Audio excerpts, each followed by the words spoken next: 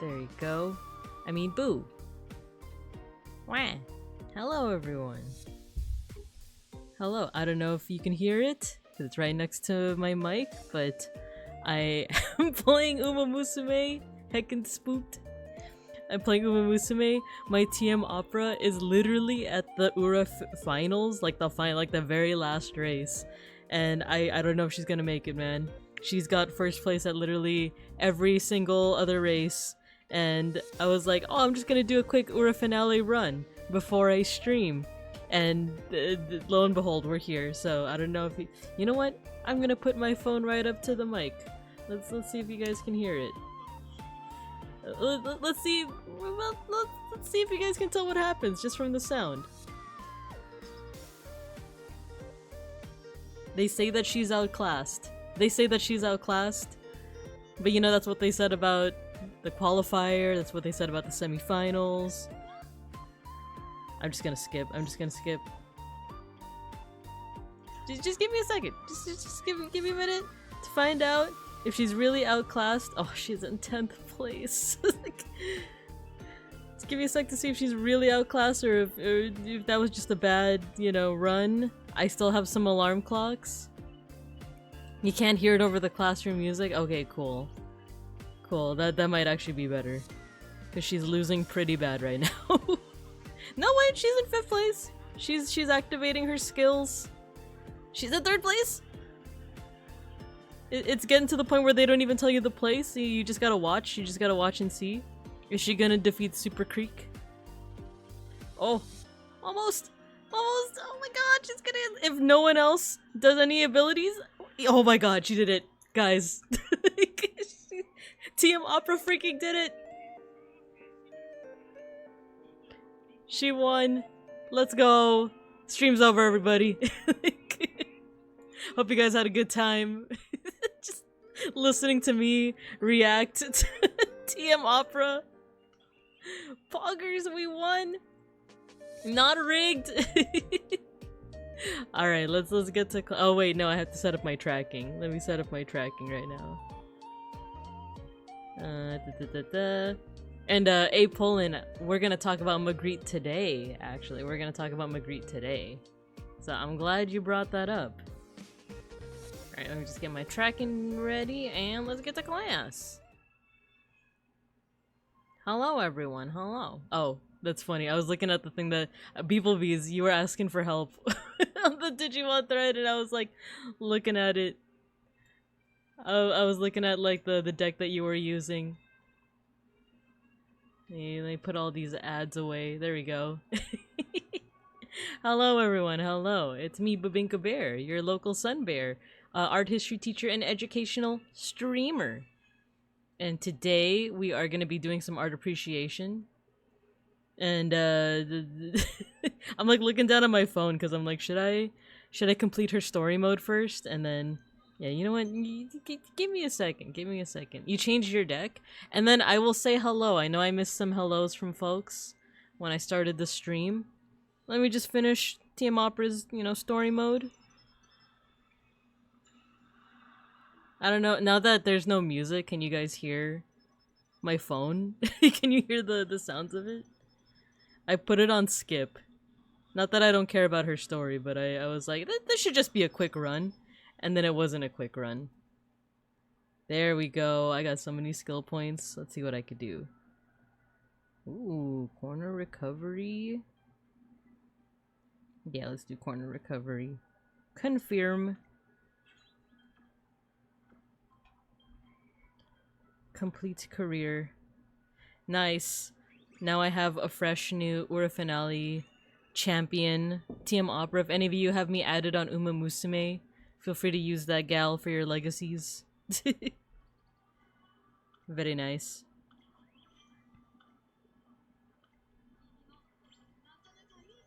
Alright. Alright, so her story mode is done. I'm just finishing things up. So now you're using the gay deck, I mean friend with Lugamon and Take Mikazuchi. Oh, is that the not Liberator? Seekers, right? Digimon Seekers? Auto select. Confirm.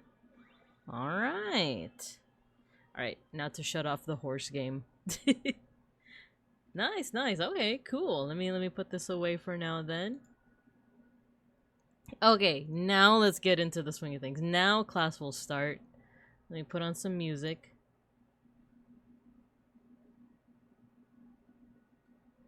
There we go. Let me know if you guys can hear it. It should be pretty low because I want to still hear myself over everything. But hello everyone, how you guys doing?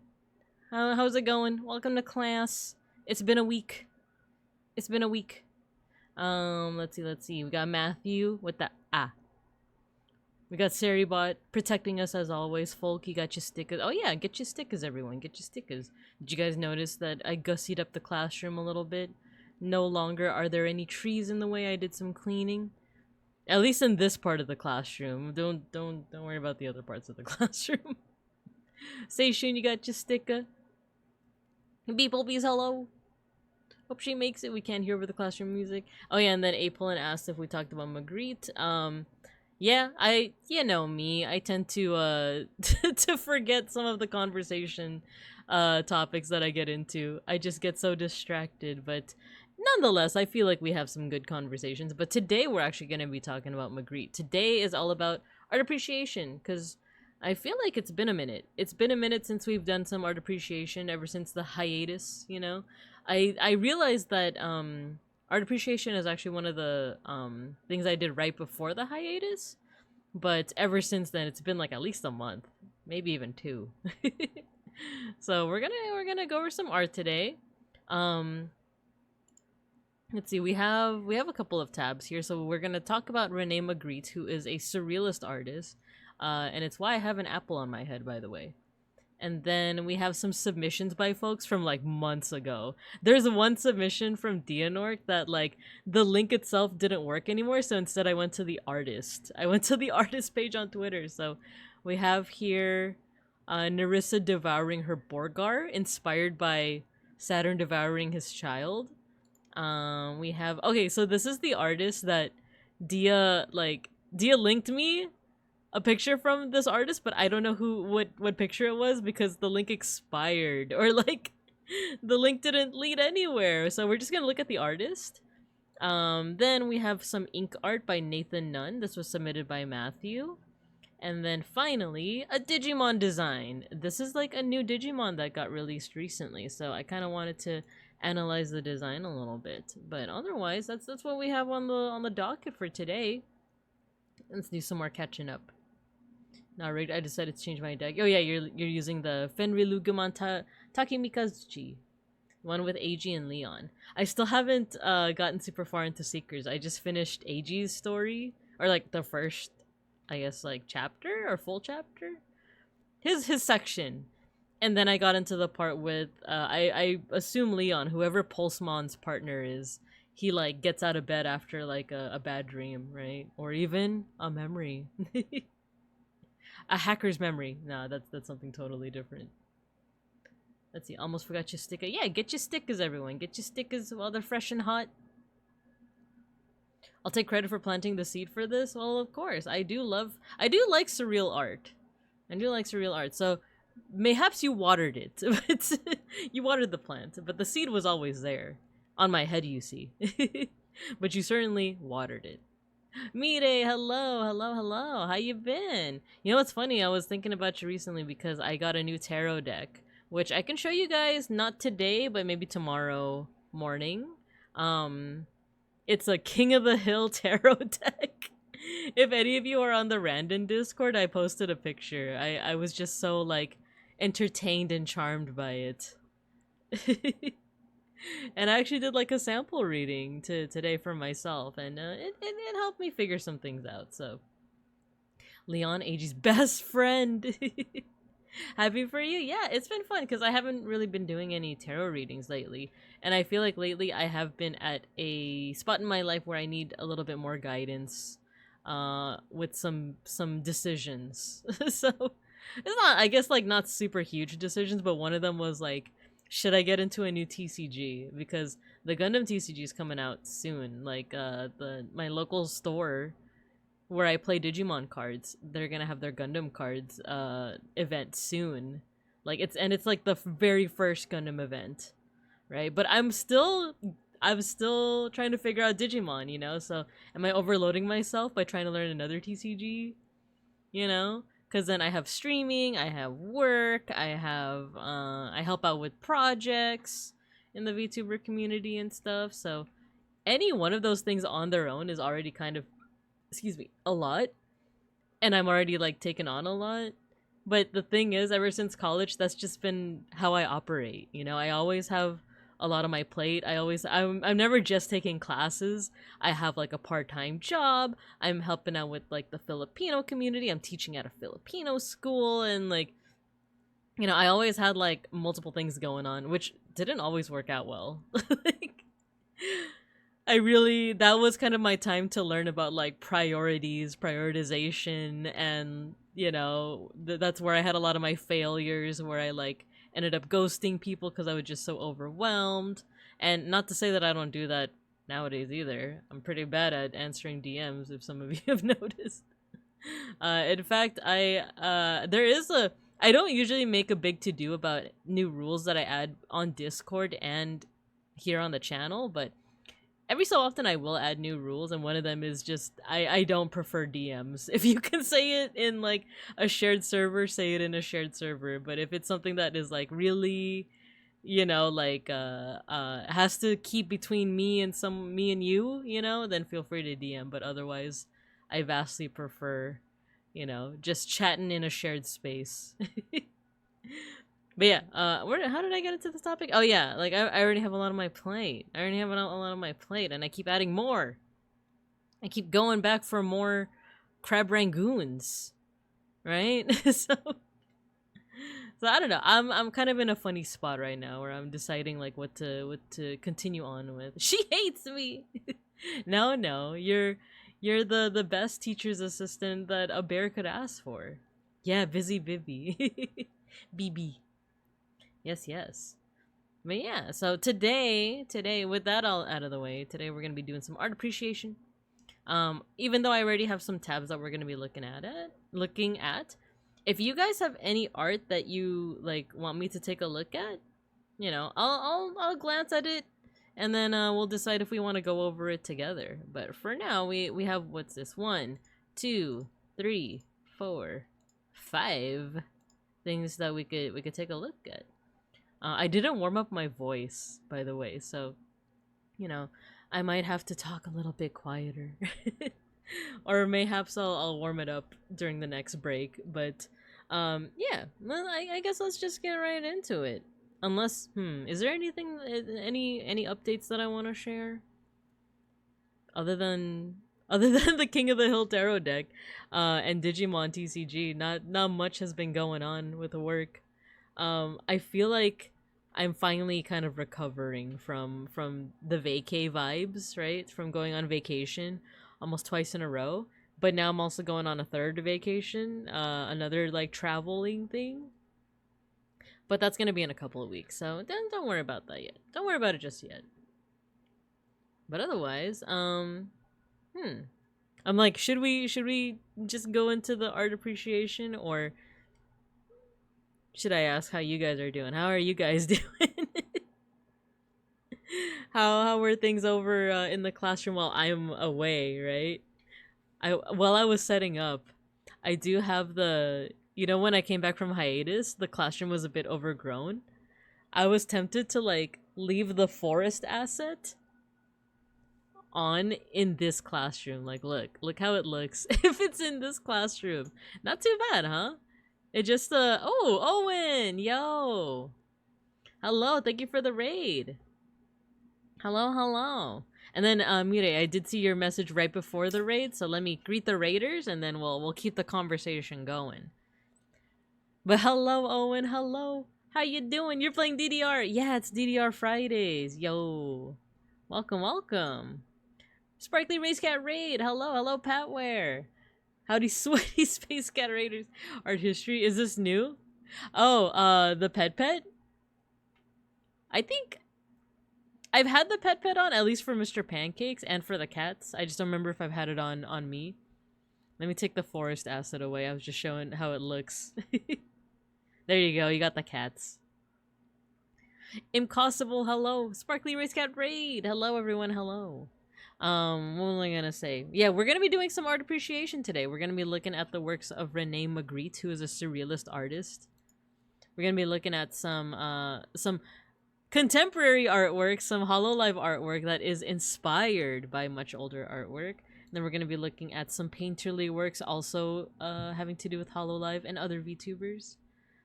Some ink artwork by someone named Nathan Nunn, and then a cool new Digimon design. Because I'm still thick into the Digimon. So, yeah. But yeah. Owen, and then the mechanics, if you guys have to raid and run, or if you guys want to do some post-stream care, if you have to step away for a little bit or a lot of it, no worries at all. But if you want to stay and chat, feel free. We were just talking about how folks you shall be listening from your phone. Cool. Thanks for joining, and thanks again for the raid. But yeah, I was just chatting, just talking about how like there hasn't been too much going on in my neck of the woods. When Magic Mirai said you're doing comms, you think your art is improving. Yeah, you know, like with any amount of time and practice. I'm sure your art is improving as well. It's funny because I've been in a bit of a funk art wise. I haven't really touched my iPad, not actually since the drawing stream a couple of days ago. That was literally the first time I touched my iPad since my vacation, I want to say. So I've also been like having a little bit of art block. But as soon as I got back into it during the stream, it's like, oh man, it's like one of those things where you talk to an old friend. It's almost like, you know, you never left. Picking up where you left off, you know? Sometimes it works out like that, and then sometimes you come back from like an art block and it's like, oh man, I can't even do like straight lines properly, man. But I think what helped is we did a couple of exercises, right? I did a couple of like gesture drawings and some like warm-ups and stuff, and I do think that helped. So yeah. Fugubi, hello. Welcome. We're gonna be appreciating art today. Yeah, I definitely didn't warm up my voice because right before the stream started, I was just playing Uma Musume, and I finally got TM Opera through the Ura finale. That means I've officially gotten 4 horses through the 4 of my horse gals through the Ura finale. First one was Sakura Bakushin, and then Haru Urara, and then I finally got my waifu Agnes Tachyon through the Ura finale. But Jesus Christ, that took like, I want to say over 10 tries. And I got her to 3 stars. I got her outfit. You went hard? Yeah, it was so much trial and error because why do so many of the medium track racers also have a long track race, right? Like both TM Opera and Agnes Tachyon both are medium, you know, pace racers or pace whatever. Both of them end their story mode and their Ura finale with the Arimakinen, which is a long track, and it's like, why? I've been training you for medium. Why is your last race the long one, man? You're doing a vodka run? Yo, nice. How far did I feel like with vodka, I got her into the finals, but didn't get her through like I got up to the semifinals, but then I couldn't do the very last race. They spiced it up to throw you a curveball to prove they are the best. No, that's true. I think that's also why Haru Urara is also Arimakinen. It's like, man, so much Arimakinen, and why? I've never gotten past the semifinals. It scales pretty hard because like still working on it. For me, it's always the skills, you know, and that's kind of a given, but like for medium pace racers or medium track racers and pace whatevers, I tend to pick skills that okay, let me rewind a bit. So, and then sorry for the non-Uma Musume players. I am gonna chat about this for just a couple of minutes because like I just had so much trial and error that I feel like I gotta share the knowledge, you know. So I tried to look for a bunch of guides on Agnes Tachyon, who's like both pace and medium, and a lot of them were like, oh, you should use hydrate, gourmand, you should use these specific skills. But what what ended up happening is I saw places where she kept on struggling, and she kept on struggling with navigation.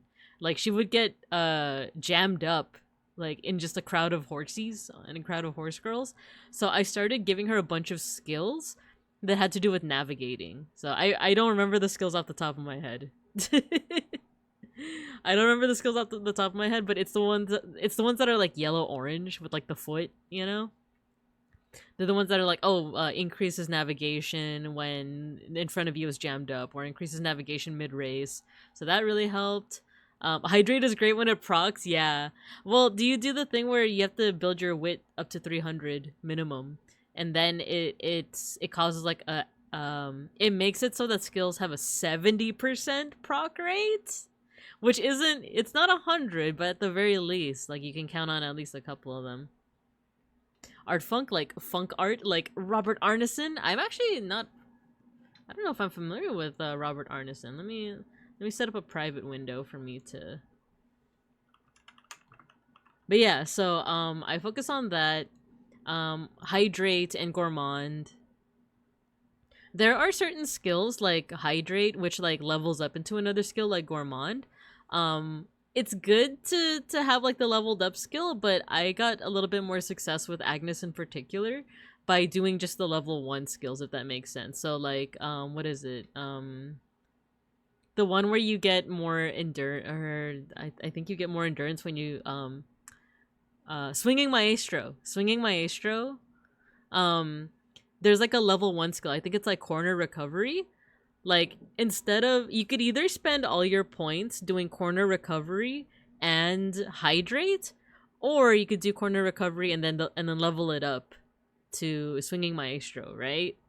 And I've just had a little bit more luck doing like the level 1 of each. You know what I mean? Like, so the thing is, like, that's just my experience, and that's just with Agnes Tachyon. Swinging maestro seems crazy useful. Yeah, it does. I think it does depend on like your horse gal in particular and her stats. But for me, like, putting all my points into swinging maestro when corner recovery works just as well, you know, like that's kind of been my strat. Is like kind of not really even a diversity. Like I spend a lot on endurance, especially because it's the horses that go from medium to long, and then I spend a lot of points on navigation and just like navigating through like the crowd. Let's see. Home stretch is always 100%. Like I always go for home stretch. What is it? Home stretch haste or whatever it's called. I literally just played around. Why am I not remembering the names of these these abilities? Yeah, home stretch haste. That one I always get. Hydrate I usually get. It is rare that I level it up into gourmand, but when you can, like it is pretty good. But definitely make sure that you're by the end, like maybe like your second to last race or somewhere around that. Okay, how about this? After your second summer, your wit should be over 300 by that point. And then after that, you don't have to worry about wit ever again. You could just focus on like stamina or speed. And especially for medium, just always make sure that speed is your highest. I think for any horse, speed should always be your highest. But from there, it's like, do you put it into power or stamina? And I think for Agnes, what did I do? I think I did a little bit more power. Because like I said, she had trouble like with navigation. TM Opera, I think I put more into stamina. And then we're not even gonna talk about my strategies for Sakura Bakshin and Haru Urara, because I just did all speed every day. No questions asked. So those are my strats, but once again, this is not a guarantee, especially if you're running a different horse gal. Like, I don't know if it'll work for vodka. I don't know if it'll like... I don't know who I want to run next. I got Bourbon. I got Mihono Bourbon, the Gundam horse. So maybe she'll be the next one. I also got Super Creek. She's super creaking. Yow. I like her personality. I play all of the girls as story modes. Like, their little, like, cutscenes. Because I want to know their personalities. And I kind of like Super Creek. Let's see. I'll get back to Apolin's comment in a bit once we get back to the art appreciation. But let's finish off our Uma Musume conversation. I've had good results with cornering ability. Nice. Home stretch haste is so good. I've always got Vento in my chat yelling at me to only pump speed. Everyone is getting banner 3 stars, but me, look, I got banner banner 3 stars as in like the main people to pull, like during TM Opera's banner pulling TM Opera, during Mihono's pulling. So I didn't get, who's the new one? Biwa. I tried. I'm not proud of it, but I did put in a little bit of money because I really wanted Biwa and I didn't get her. So don't feel too bad. I feel like it's definitely one of those like you win some and you lose some. Like I got Mihono, I got TM Opera, but I feel like that's where my luck stops. Pumping only speed is great as long as you never ever see a medium track. Exactly. That's why it's good for Haru Urara and Bakshin. My white whale, my Moby Dick, is gonna be my white horse gold ship. Training her is so hard, man. I love her, but it's so hard. Like I know a lot of people were like when Randon was playing it. Excuse me. Had to burp. When Random was playing it and they were like, oh, you should do gold ship, you should do gold ship. Yes, she's funny. I love her. She's hilarious, especially when she drop kicks you. But she is such a hard horse to train. Like, I would not recommend that to a beginner. Like, even for the meme, you know? Like, you gotta go Haru Urara. You gotta go Bakshin. And then from there, decide who you like, right? So, because you guys are right. You guys are right. Like, pumping speed is great if you don't see a medium track. If it's just miles and sprints, fantastic. But otherwise, you do gotta build the stamina, you know? But yeah, I've been looking up so many guides, especially on Twitter. There's like this one user that is like constantly posting guides, and I think now they're making a bunch of threads of like different horses. I started Urara, figured I'd learn how to play the game better by choosing the path of hardship. I mean, you're not wrong. I feel like that's such a... I know Randon, it seems like he got mad like about that story, like how her story plays out in the Ura finale. But I find that to be a very interesting piece of just like, it's not even environmental storytelling, it's just like storytelling through like gameplay and mechanics, you know? It reminds me of like who did that video? I want to say it was like Mother's Basement or someone did a video on like storytelling in video games through like the battles and through the mechanics themselves. And the example that he came up with was Final Fantasy VII. A little bit of a spoiler alert. I don't remember if it's like midway through the game or something, or even mid-late, but there is an enemy called like the Midgard Serpent who like you have to run away from it. Like it is way over leveled compared to you at that point, so you have to run away from it. And if it accidentally runs into you and you trigger a battle, he's like, wait, like you can't do it. Like your only option is to run away, right? So the game doesn't have to communicate that it's a fearsome beast. Like you just already experienced that, and then later on in the game, you see the Midgard Serpent was just like effortlessly taken care of by another character, which shows how strong that other character is, right? So that I feel like that's a pretty good piece of like storytelling through like the game mechanics. I feel the same way about Haru Urara's route, or not route, like her story mode, her Ura finale, because that last, like, spoiler alert, that last race, like, yeah, like without spoiling too much, I guess, is like, I feel like that's just meant to happen. And if you're trying to fight against it, like, you not necessarily missing the point, but like you gotta appreciate like how the story is being played out right now, right? Because I liked it. I actually liked that piece of storytelling with her, because every other horse is basically just the same thing. Like you gotta train, and like if you lose the race, then you lose the career, right? But with Haru Urara, for that very last stage, it's like you're not even supposed to win. You're just supposed to run. And then like the end of that run is just like the culmination of like her journey, and it's like that's I feel like that's pretty good, right? I feel like that's pretty good.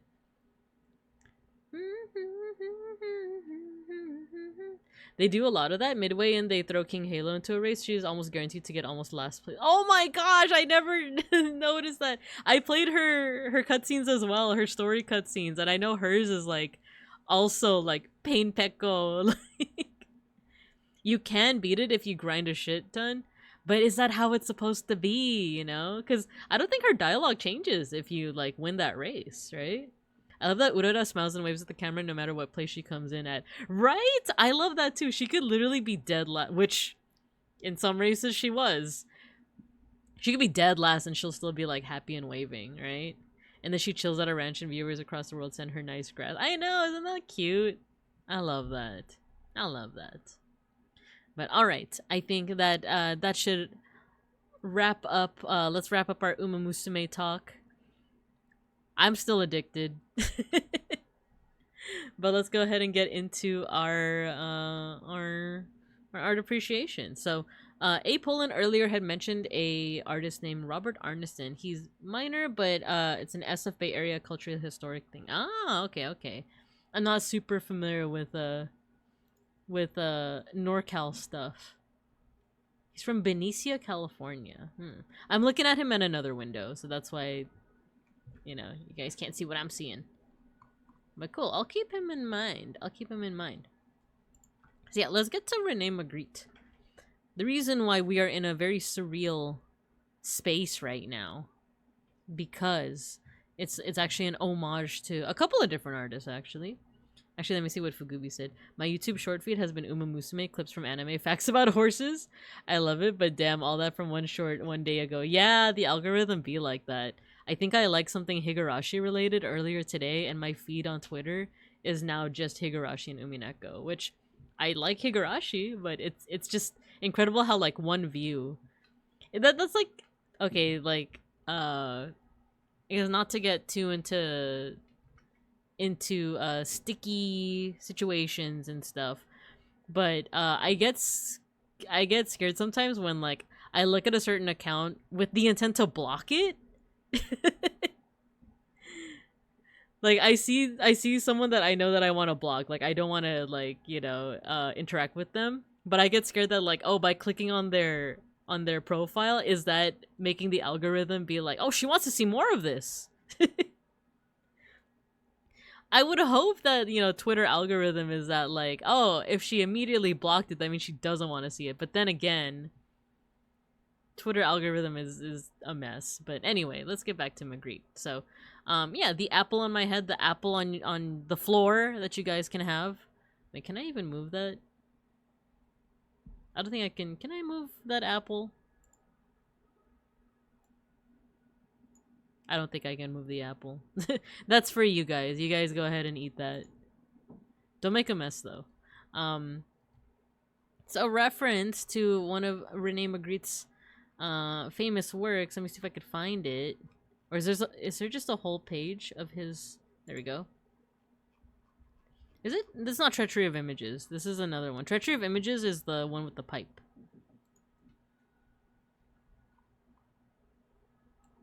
I need like a page of just his art. Magritte. Show me the paintings. I like these styles though. It reminds me of another artist that I forget if I talked to you about him, but like a children's storybook author. Magritte Museum. Here we go. Oh no, this is the one that I already freaking... I need pictures! Alright, give me a second.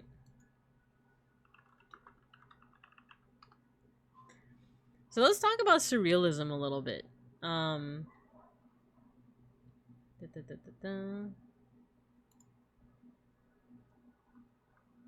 Yeah, I think this should be fine.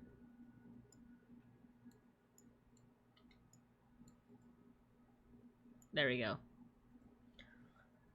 Let's talk about surrealism. This is actually one of my favorite art movements, surrealism. Before we dive into Magritte, let's just talk about like this as a movement. I feel like I've talked about it with you guys before, but just as like a review. Surreal art is basically art that, like, in a word, people could just describe it as weird, right? But there is a certain philosophy to it that isn't just like, oh, make something lol random XD, right?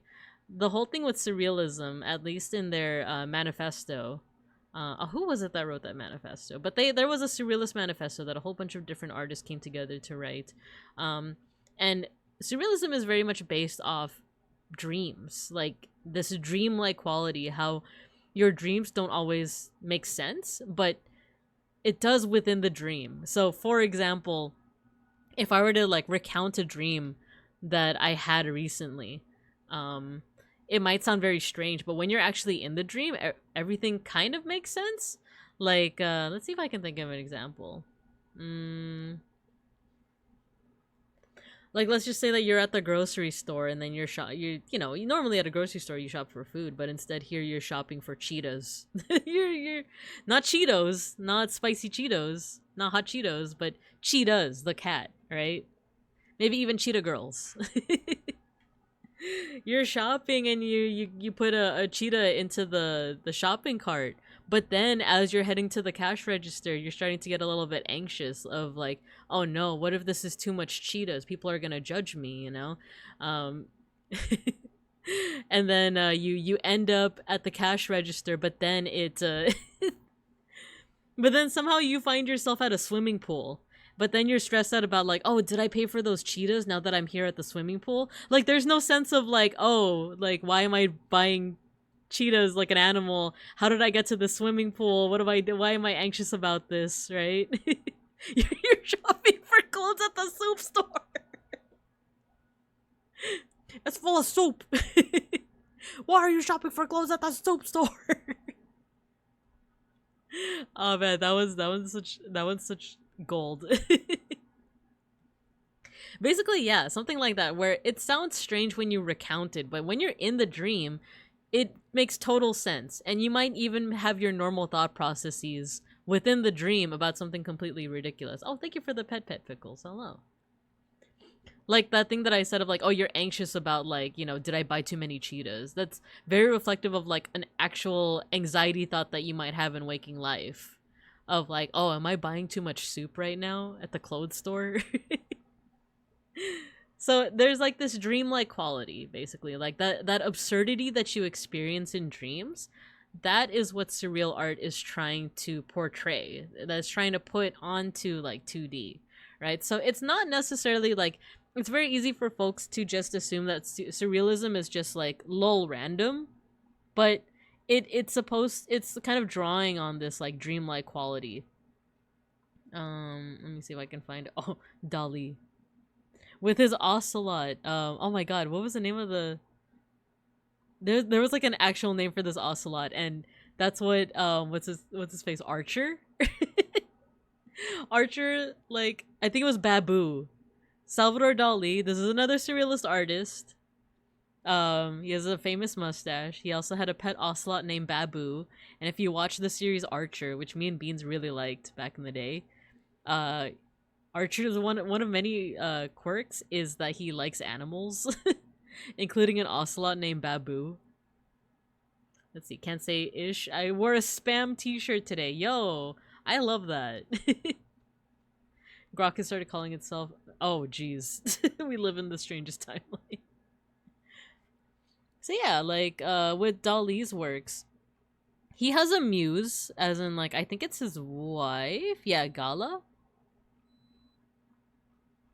Yeah, let's see if we can look at more of Dali's stuff. This is the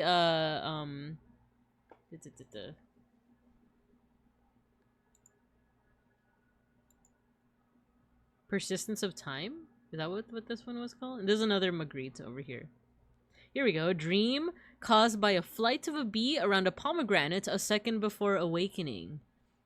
Which is like, you know, it's one of those things that seems, like I said, very lol random. But that, even the title of like a second before awakening. Have you guys ever woken up from like a deep nap and you wake up and it's almost like, it's like the Rick and Morty episode where he comes out of that like virtual reality game after he lived like an entire life and he's just like, where's my wife? It's kind of like that, right? When you wake up from like a deep sleep, it almost feels like that. So when Dali titles his works something ridiculous but a second before awakening, it's kind of harkening back to that feeling that I feel like a lot of us have experienced before. So here we see like, you know, two tigers coming out of a fish, coming out of a pomegranate, and they're diving towards a nude figure, a nude female presenting figure. There's an elephant in the background, but it's on stilts, you know? So like it might be easy to imagine Salvador Dali was just being like, oh, let's see, I want to paint my wife, and then tigers, and then what, they should be coming out of a mushroom. No, a fish. You know, it feels more like he might have just been going off of dreams, maybe even vibes in a way. I had a family gathering and saw a cousin with significant others and their kids. Next thing you know, I had a dream and family was in jail. I was visiting, but everyone was just vibing. Oh my god, have you guys ever had a dream where like you wake up and you're kind of relieved that it was just a dream? Because I've had like a couple where okay, what one dream that I have a lot is like teeth falling out, and most recently I had one where like I literally broke a nail. I'm not talking about like breaking the tip of your nail. Like in my dream, oh sorry, this is gonna sound pretty graphic, but there was no blood, but it's just kind of like ick, you know. Hello, Arkumyth. We're talking about dreams right now, dreams and art. But yeah, I had a dream where like my nail, like there was no blood, it wasn't gory or graphic, but it like was just like sliding off my finger, and I was like, oh no, what am I gonna do? Should I get a bandage? And then I wake up and I look at my hands and I'm like, oh, it was just a dream. Like I have all my fingernails, I have my teeth, you know. So yeah, like that feeling of like you wake up and it's like, oh thank god. Or that feeling where like if you've ever dreamed of like having a fight with someone you care about, right? Like I've had dreams where I'm like fighting with my parents, and like I'll wake up and I'll be like, oh gosh, like it's just a dream. So yeah, now imagine that feeling that we're talking about, that kind of like surreal feeling, and putting it on a canvas, putting it on a painting. That's basically what surrealism is. So you get really ridiculous things, like kind of like I said, little random things like Salvador Dali's works, but then you get, in my opinion, you also get more subtle ones, and I feel like Magritte is a good example of like something that's more subtle. Oh, Remedios Vara was another one of my favorites. She definitely is more on like the absurd part of surrealism, where she just has these scenes where it's like, if you look at this one, it's a woman inside of a little house, and she's feeding a crescent moon that's in a cage, and she has like a contraption next to her. This feels very dreamlike, right? This feels like she was just talking about her dream, like, yeah, this one time I was like in a house, but it was like a little bird house, and then I was feeding like a crescent moon, and like, but it was in a cage, but I was like feeding it, right? And like this feels like her recounting a dream that she had. The Kiriko's another one that I like. His is very like, his art is very architectural, and it feels very lonely because it's like he does a lot of works, or rather a lot of his more famous works are ones where it's just a lot of architecture, but it's empty, like there's no one there, and that to me feels very dreamlike but also kind of somber. There's like a little sense of nostalgia to it too, where there's this quote that I told this quote to my therapist and she was like speechless. She was just like, wow. The quote, I like it too because I think it makes sense. And it's something I saw on Twitter. It wasn't even part of like a poetry book or anything. I literally found this quote on Twitter, but it was something like, you can easily go back to the past, but no one will be there. And I think of that because sometimes I'll chat with some friends who I met through the Filipino clubs that I've been a part of, or like a Filipino organization. And sometimes they'll talk about how they miss it. They miss like being in that space, you know, but now they've all graduated. They're all working their 9 to 5s or some kind of like career, right?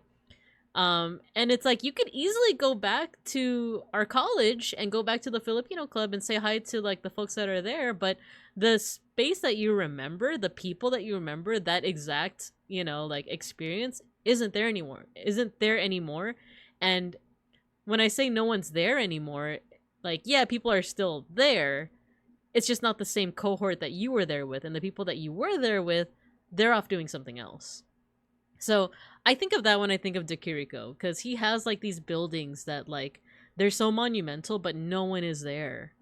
Like it's empty. So it almost feels like you go back to your old house, like a house that you grew up in, and like depending on like if someone's like living there, right? Like, my childhood home, someone else is living there, and a part of me is like, oh, I wish I could be rich so I could just go over to the people living there and be like, can I have this house? I grew up in it. I'll give you all this money. So that's what that reminds me of. Let me catch up on chat right now. Me when I dream that it's the end of the school year and I haven't done any of my coursework, only to wake up and realize I graduated years ago. Yo, I've been having those too. I've been having those where I'm like, I'm gonna be late to first period in like middle school, and it's like I'm in my 30s. Worst dream to have, peeing in your dream then realizing it's a dream, wake up scared, checking if you did. That's kind of real though. That's kind of real. That's kind of scarily real. Yeah, your relationship with the people in the space changes in time. Yeah, that's very profound. I'm actually gonna pin that. But, yeah, like that. I think paintings like these kind of like generate a lot of these conversations of like, what is your relationship to like space, your memories, and the people that occupy that space, right? I hate those school dreams. Yo, me too. Like if I'm being honest, because it's like, it's not even have you guys seen the comic where it's like, oh my god, I'm gonna be late for school. Wait a minute, I graduated 20 years ago. I'm the teacher. Because yeah, I feel like that's also kind of connected, where it's like I still have those like middle high school dreams or even college dreams sometimes, and it's like, I don't need to worry about that. Wait a minute, I gotta go to work. So yeah, that's Dakiriko stuff. All this to say, like, I want to show these examples first because I personally feel like, by comparison, Magritte's stuff is a little bit more subtle, a little bit more tame. Not even tame, but it's just a little bit more subtle, right? So this is one of Rene Magritte's things. It's like, it's literally raining men. It's raining men. But let's take a look at some of his other stuff. It's stuff that, like, I think it's because he paints in a way that is almost very realist. It's a little bit more naturalistic. The Lovers.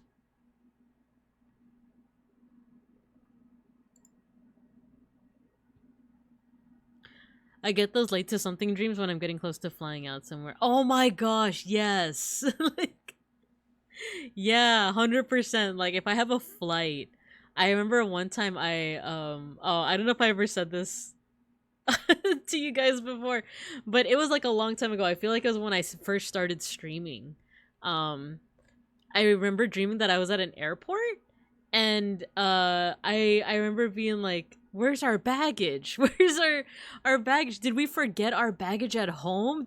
Oh my gosh, the flight's gonna lift off in like 30 minutes. Do you think we have enough time to like go back and get our baggage? And then for some reason, like, oh my god, I forgot the context, but Taco from like Randon's community, she was in the dream, but I forgot like what context. I feel like she was just like at the airport. So yeah, it's those like stress dreams of like, oh my gosh, I'm gonna miss my bus. I guess I better walk. I guess I better walk even though it's like 30 miles a certain way. You know, the ridiculousness of dreams. And once again, take that feeling, put it onto a canvas, and that's surreal art. So here we have like we have a painting by Rene Magritte. It's called The Lovers. I haven't actually like looked at like given this one like a good long look, but it always kind of struck me because it seems like it could be a totally normal painting if it weren't. I feel like with a lot of Magritte stuff, it's like, this looks like a completely normal painting if it weren't for just one thing. Whereas, like, you can't say that about a Dali painting. Dali is like, bro has two tigers hopping out of a fish, hopping out of a pomegranate on top of a naked woman. Like, there's no one thing that you could change that's gonna make that normal, right?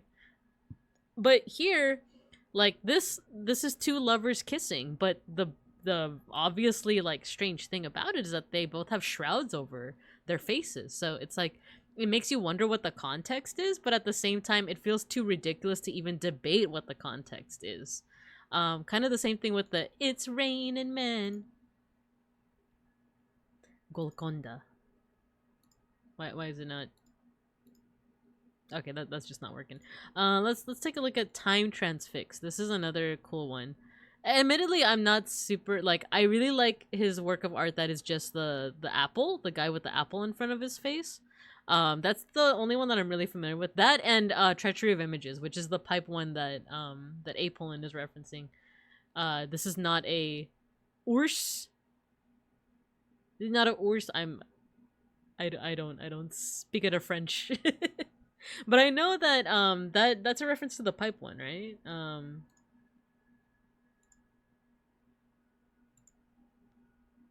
Okay, let's look at this one first, Time Transfix, and then we'll go to Treachery of Images.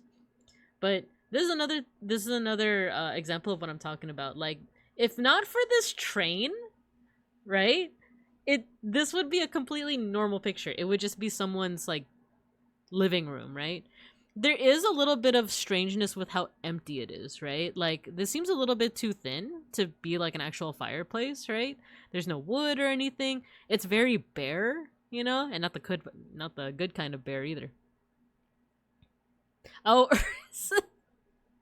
Urs means bear. Oh, like oso, right? And Ursa. Ah, that makes sense. That makes sense. The Latin roots and everything. So, are you saying I'm not a bear? It's funny, I don't know French, but I just know the phrase because of Treachery of Images. So, when it got to that last word, I was like, I don't know what that is. And then don't worry, I think I saw Fugubi write a message. I'll read that as well as Pickles. But let's take a look at this. Like I said, if you just take out the train, this looks like a completely normal image. Even though there is some things that are a bit strange, like just how everything's very empty. This seems a little bit too small. And I don't think that's necessarily a skill issue on Magritte. I think he intentionally wanted it to be a little bit strange, a little bit like, not even off-putting, but there's just something off about it. And then the train just kind of like adds to that. It's almost eerie in a way. There's almost this like quiet eeriness to some of his paintings. But the one that I was kind of referencing, and so was A. Poland, is the Treachery of Images. There we go. This is not a pipe. The Treachery of Images. Feel free to just take a look at this one. Or how about this? I'll tell you what it says, and then I'll let you chew on that while we catch up on chat. So this is a pipe. However, the text in French says this is not a pipe.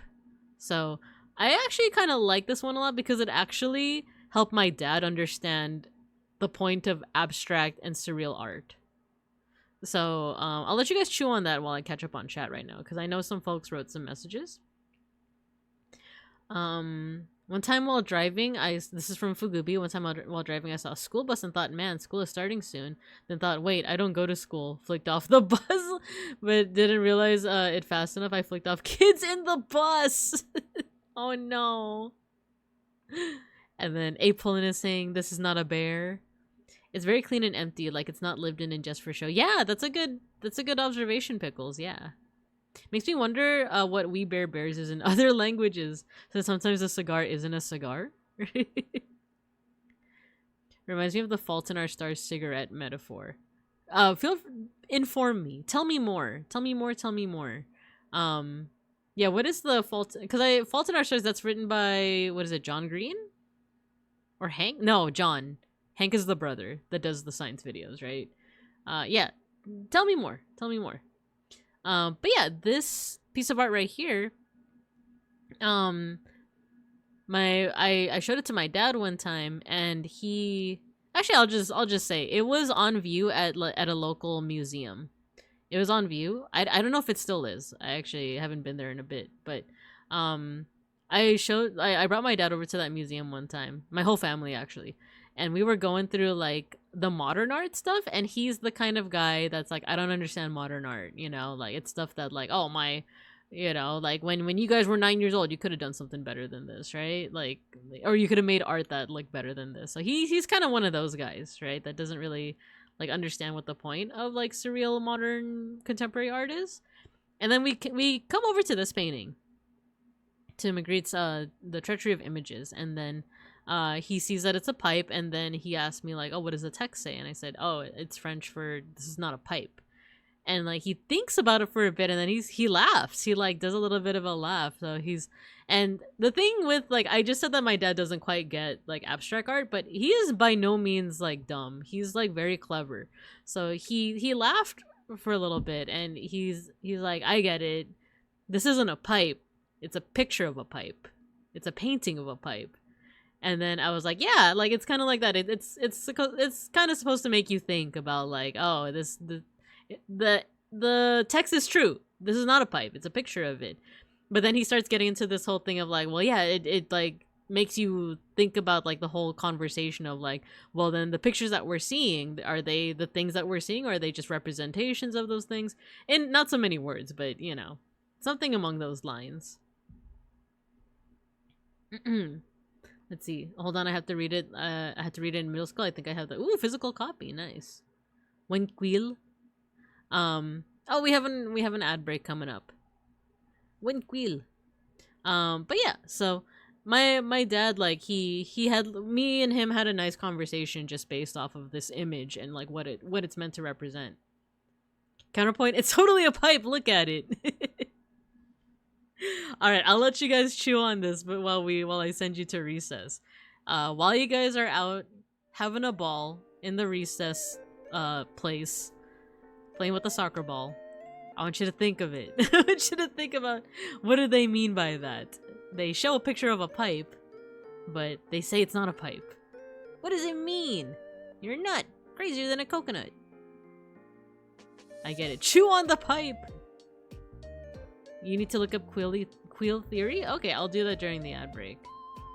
I'm a PNG, then how is it not a pipe to me? If I'm a PNG, then how is it not a pipe to me? Oh, there you go! How does the meaning of the painting get transformed by new things in technology? Like PNGTubers. It's like what A. Pullen said. This is not a bear.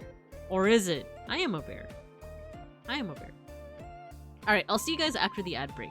I need to gulp down some water and then check out queel theory.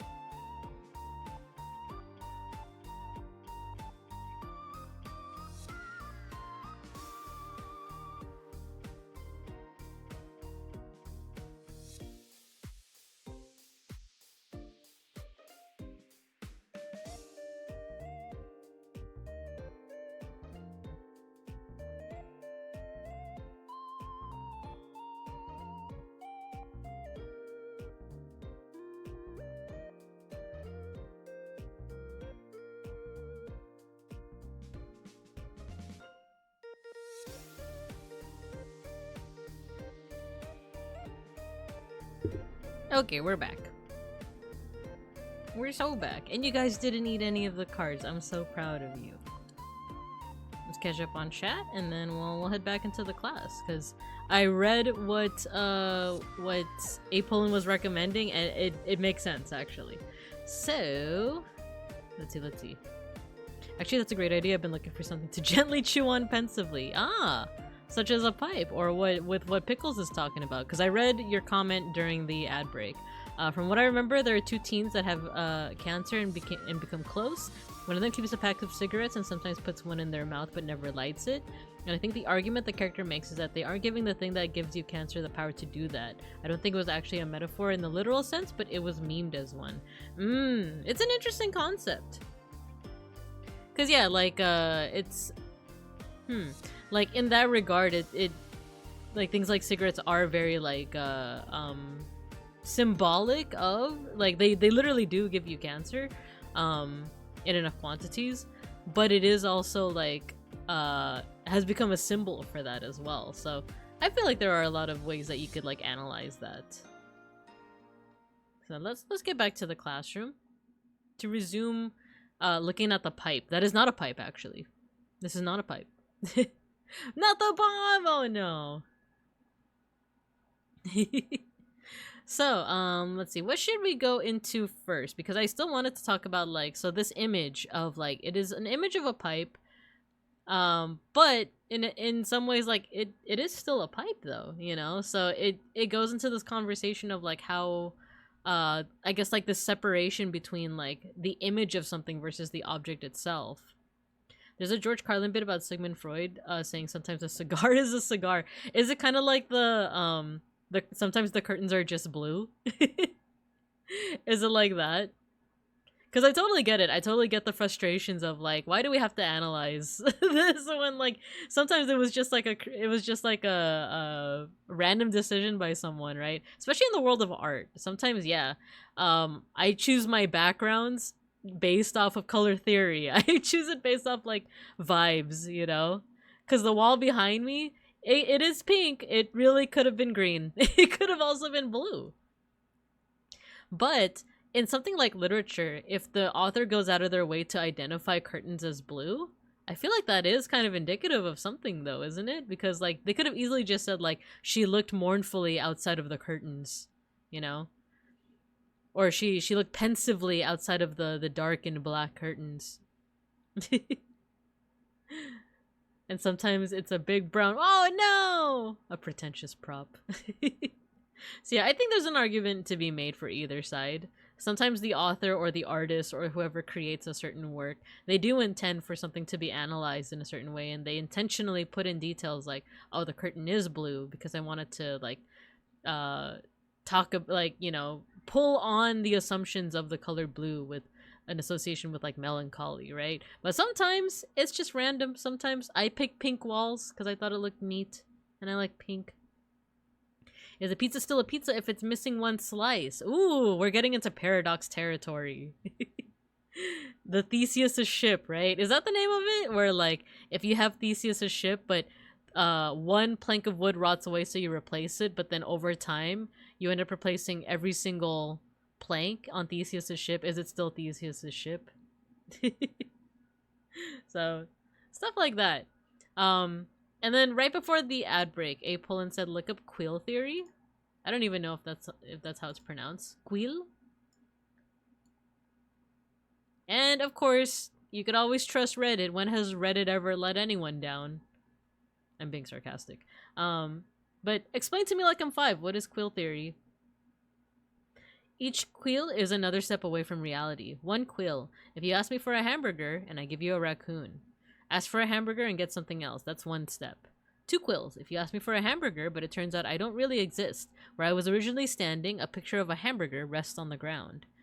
I don't exist is 1 step, and the picture is another, equaling 2 steps away from reality.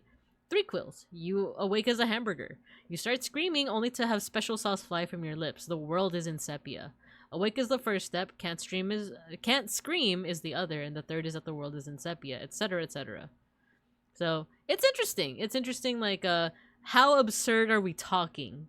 Because using this theory, I would say that Magritte's work is one quill, whereas stuff like Dali, Frida Kahlo, is like 2, maybe 3, and then Remedios Varo, who's one of my favorites, she's like 4 quill. So yeah, it's I kind of like the idea. I can see why there might be people who like, you can't put a measurement to surrealism and strangeness and abstraction, but I kind of like that people are brainstorming a system for that. I don't know, it tickles my brain in a way, if that makes sense.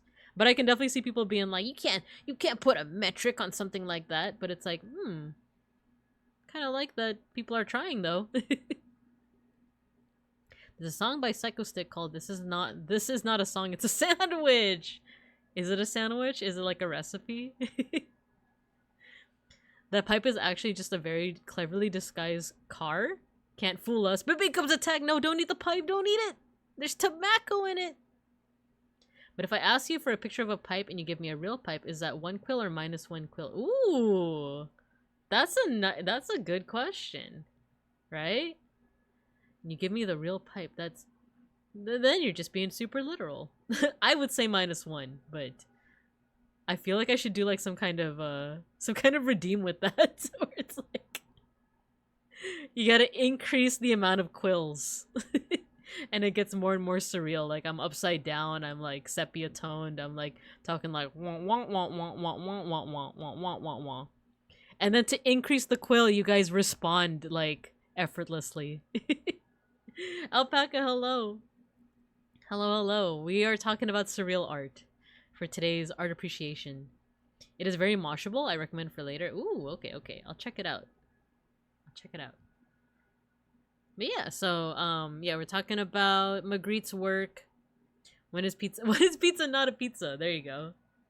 Binka Bear. No, don't make me into a burger, please. I would be so stringy. Or fatty. One of the two. Stringy and fatty. You don't want to eat me. You don't want to... Give me a second. You don't want to... Why was I mad? There we go. You don't want to eat me. I'm already endangered. You don't want that. Please. Not my bile. My precious bile. Turns out the pipe is just named Not a Pipe. Why am I imagining, like, you guys aren't talking about the pipe on the screen. You guys are talking about, like, a lead pipe. It's like you guys are committing vandalism. You guys are, like, smashing cars with, like, lead pipes. And you're like, look, teacher, it's not a pipe. Ding! Just baked flattened dough without the toppings. Ooh. Sometimes, though, I am craving a little bit of flavorless munch. But yeah, so that's a little bit about Magritte. Let's see if there's anything else that we could look at from his repertoire. Personal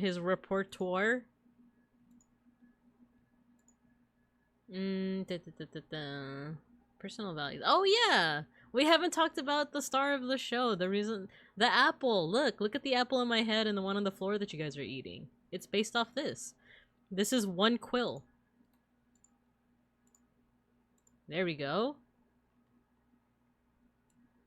So, once again, with one of Magritte's works, if it were not for just one thing, it feels like it would be a completely normal picture, right? Like, there's a apple floating in front of his head. You know, if we speak realistically, how and why is it floating there? No one's holding it up. Maybe there's a very thin piece of string that we're not seeing, right? Or, you know, maybe that's just how his face looks.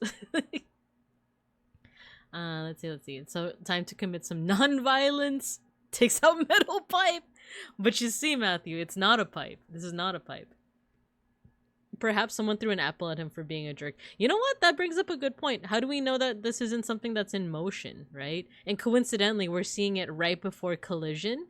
And it's centered perfectly because if this was meant to show an apple being thrown at someone's face, you would probably like see the motion lines to kind of imply motion, but that's not here.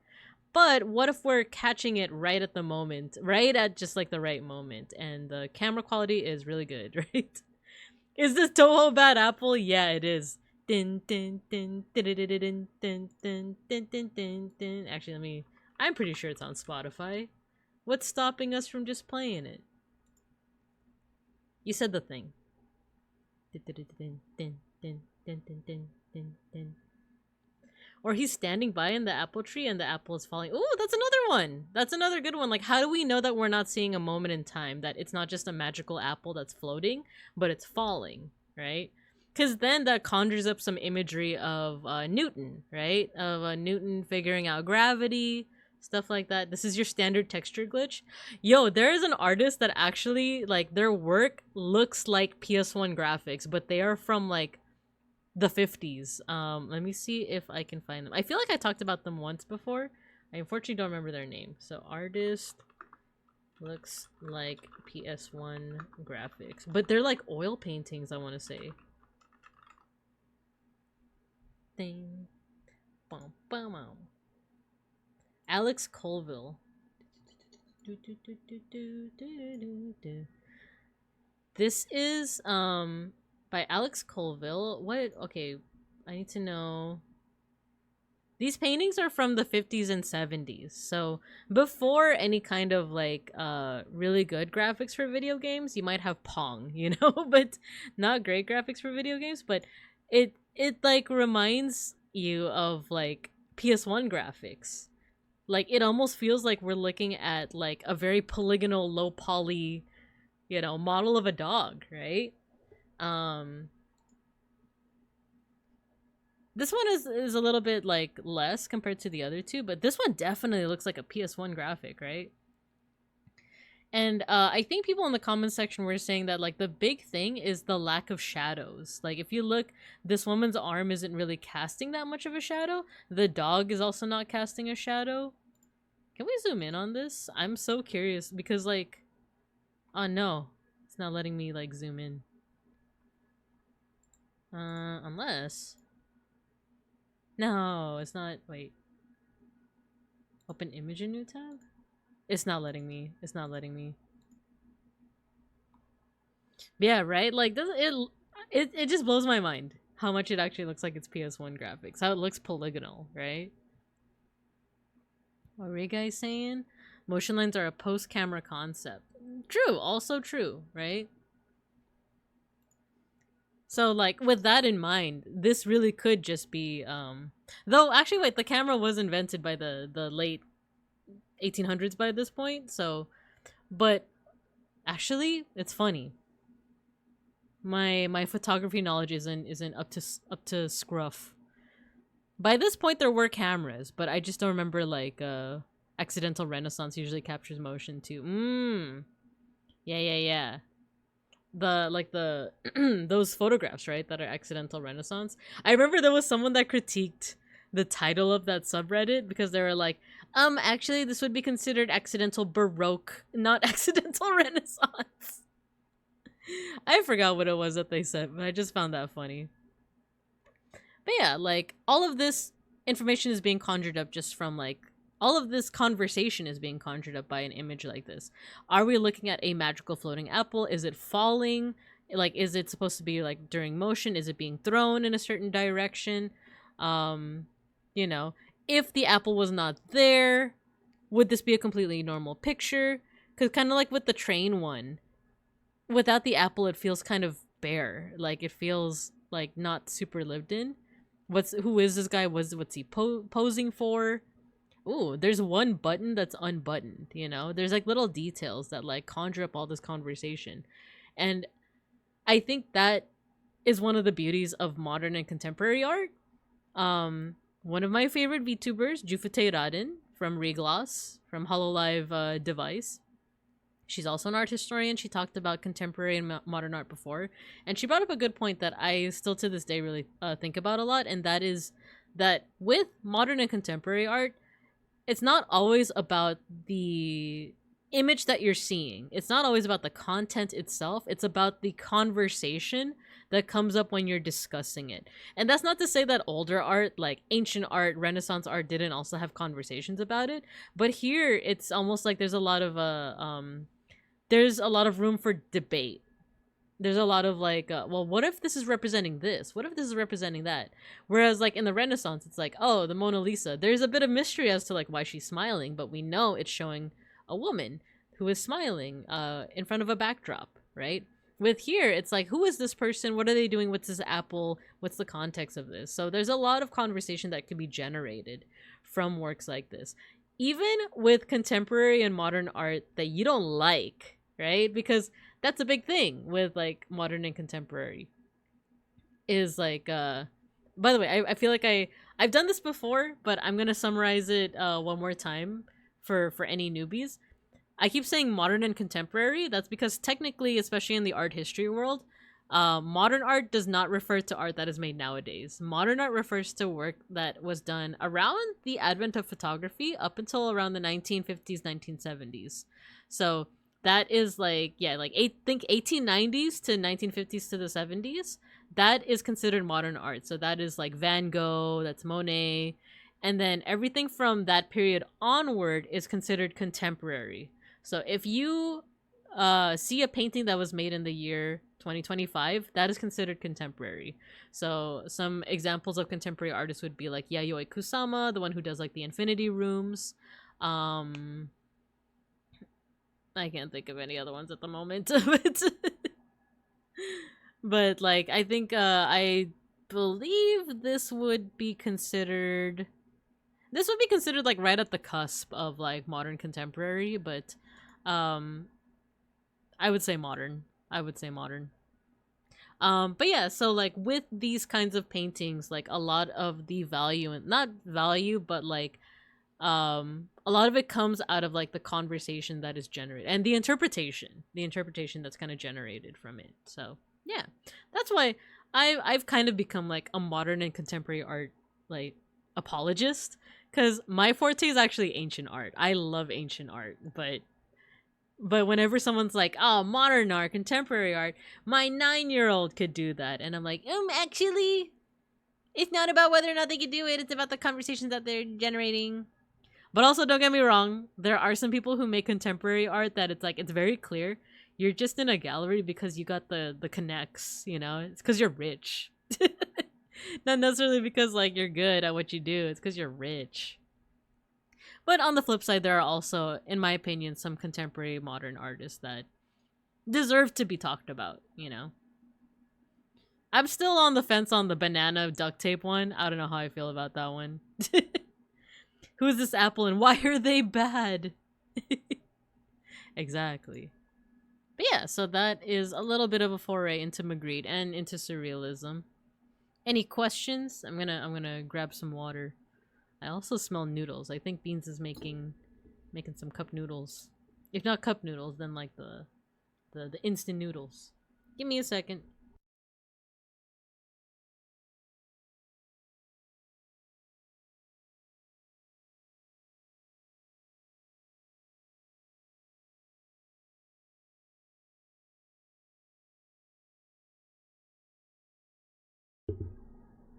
Aren't some modern art pieces just a means to launder money from one rich guy to another? Oh yeah, 100%. Like, oh, but remember, not modern, contemporary. Well, actually, maybe modern too, but yeah, no, totally. Like, a lot of it is low-key a scam. Like, there is art that is being made nowadays that is beautiful, that is worth the conversation that is happening around it, and that, like, maybe provocative. Maybe we dislike it because of that, but it still deserves to be talked about. And then there's some stuff that I'm like, oh, come on. Like, you're just like some nepo baby that, like, you know, you're like, father dearest, I wish to have my painting hung up on the fridge that is the Met Museum, that is the Getty, and that is the Louvre. You know? So I'm in the middle. I'm in the middle. Or not even in the middle. I think that it sucks that there is people like that, but at the same time, hopefully that shouldn't take away from like art that does deserve to be talked about. And more Bad Apple. I think this is a remix. Good. Yeah, so that is Magritte. That is a little bit of surrealism. Oh, Bear, thank you for the pet. We were just talking about modern art. But now we can still talk about modern art with this next one. Who recommended this one? Was it let me take a look see.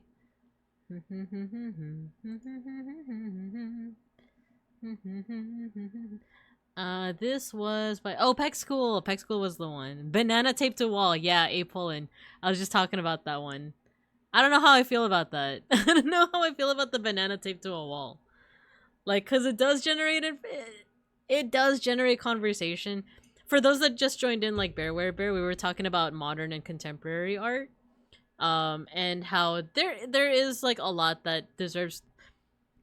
The summary of what we were talking about is basically that, like, when it comes to modern and contemporary art, it is also partially about the conversation that comes out of discussing and interpreting that art, not just the content of it, right? But there are artists that are basically just nepo babies that are like, oh, I want my work in the Louvre, right? And it's just a way of like essentially like laundering money from one rich person to another. But that shouldn't take away from like there are artists, there is art that should be talked about. There's one that I'm very, before we get into Narissa eating the burger, there is a one that I don't even know the name of the artist, but like I don't know how I feel about it, but you guys tell me how you feel about it. It's an artist who did on canvas with oil paint extremely zoomed in shots of a human anus, like the butthole. Like, it's an extremely zoomed in shot, hair and everything, skin and everything, like skin folds and everything. It is a zoomed in shot of, yeah, the Sphinx, exactly, like the starfish, yeah. Random coated painting. But it's like made with oil paint. Like, someone like took the time to get reference pictures of people's buttholes and painted it on a canvas. And these were big canvases too. Like, I don't know if you shouldn't look that up, but but it's like they are using their art, like they have the skills because they are showing these very realistic buttholes, but the topic of it, the subject of it, is buttholes. like it's literally an anus. I don't know how I feel about that because, like, you know, as I was just saying, this is generating a conversation. It's like, this is amazing craftsmanship, but what the fuck, you know? I excuse my French, but like, you know, it's generating a conversation, but it's the crudeness of it is like, I don't know. I don't know. What the fuck, Dayo, indeed. Alright, a lot of you reacted, so let me scroll up. It created a timeless meme. Yeah, true. Art is a great way to launder money. Sphinx. Hot tubs and mattress stores. The starfish. Random coated painting. I'm a big fan of these color block paintings. Something about the gigantic canvas of reds make me feel things. Oh, like, oh my gosh, what's his name? He makes, like, gradients. My friend loves him a lot. But I know what you mean, beeplebees. I know what you mean. That's a big hole, girl. That's a booty hole. If you look at it deeply, the end of life is poop. I'm sorry, that's so funny. Alright, at the risk of... Should I go to, what is it? Incognito mode? I'm gonna look it up. I'm not gonna show you guys because that is, like, the fast way to, like, get myself demonetized, but... Oil painting? It's just more of like, oh yeah, Apolin, yes. The one that beeplebees was referring to, or I don't know if it's the one that they were referring to, but the one that I'm thinking of is Rothko. Yeah, that one, I have some friends that are really into that. For me, it's not personally my cup of tea, but I do understand the value of it because one thing that isn't shown very well when you take a picture of a painting is just how vibrant it is and how rich the color is. So like that's a good deal with like the Rothko painting is that the color is very rich, and I have seen it in real life. There are paintings local that there are museums that are local that have his paintings, and I objectively get it, but it's also not my personal cup of tea. But I you know Oil painting of butthole. I'm gonna see. Oh my gosh, where was it? It like, I swear. We gotta find this artist.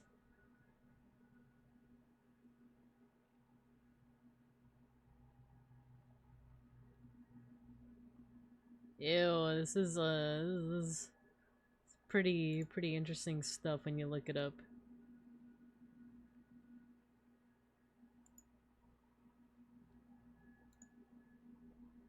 Yeah, I can't find it anymore. I can't find the artist. Was it even an oil painting? Canvas painting.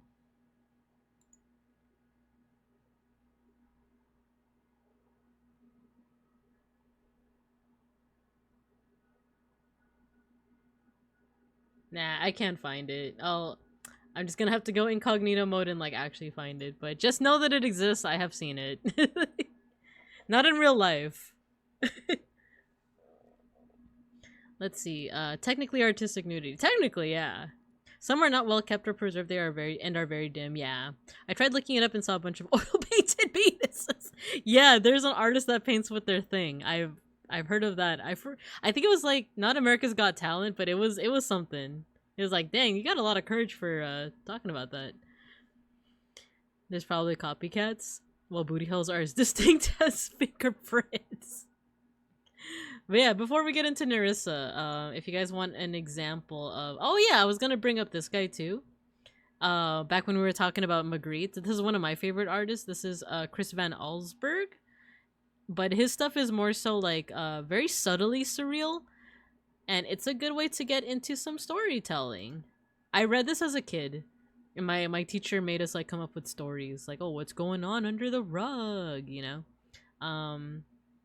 But just so that you can see, give me a second, Rothko. Here we go. So yeah, these paintings here, there are the ones that I think beeplebees specifically talked about, like one color, like monocolor ones. Rothko's usually has like different colors together. I have seen some monocolor ones, and I kind of particularly like the ones that are all black, but they have some kind of texture. Before we get into Narissa, I phrased that wrong. Yeah, these are Rothko's, and one thing, there are a lot of people who are like, it's literally just paint on a canvas, right? But the colors are very rich when you see it like up close and personal. Like, it does kind of draw you in a certain way. I don't really know how to describe it, but if you guys are ever in the Los Pincos area, I would say that that LACMA, the LA County Museum of Art, they have a pretty good modern art collection. The Getty has more like ancient art. I used to go to both of these like every year, but now it's kind of like rare. But both of them also have like rotating exhibitions, so they also have good like lots of like cultural works as well. But for modern art, I know that LACMA has a good one. I think the Huntington Museum does too, but I haven't checked it out myself. They make me feel warm. Can you click the green one? This one? Let's see if we can get like a closer look at this. This one, yeah, like it reminds me of like a matcha. It seems like he layers it. He layers it like a lot. Yeah, the color is just very rich. Huntington Gardens, they have a real... Ooh, a hopper. The long leg, very vibrant. Ooh, okay. I've actually never been to the Huntington. I have a lot of friends that told me like that it's really nice. But I should check that one out. Huntington. I do love the works of Hopper though. There was this video essay I watched about yeah, if we're talking about Edward Hopper, there's one where it talks about like a lot of his like paintings cover the theme of like isolation and loneliness, and it just really pulled me in. So I would be down for that. Right above that, there was like a topic for green. Oh, this one. Ooh, are these Rothkos? Oh yeah, I think they are. Ooh, yeah, super rich.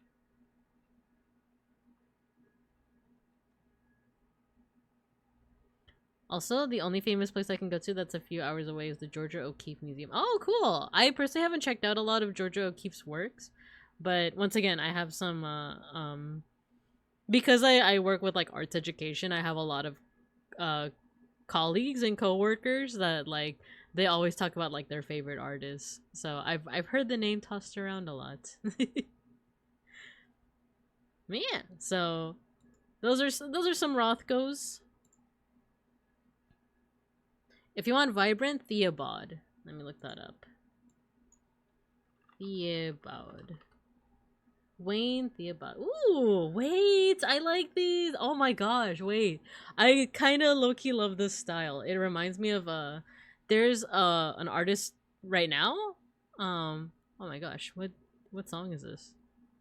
10 10 10 10 Kuni. The JJ's indoors. This artist that Apolin just recommended, they remind me of someone on Instagram called Not Sorry Art. It's like kind of thick on the oil paint. I dig it. Ooh, this looks like it's going into the list of my new favorite artists. Thank you, Apolin. Thank you, thank you. But yeah, so let us transition now into some contemporary stuff, aka some fan art.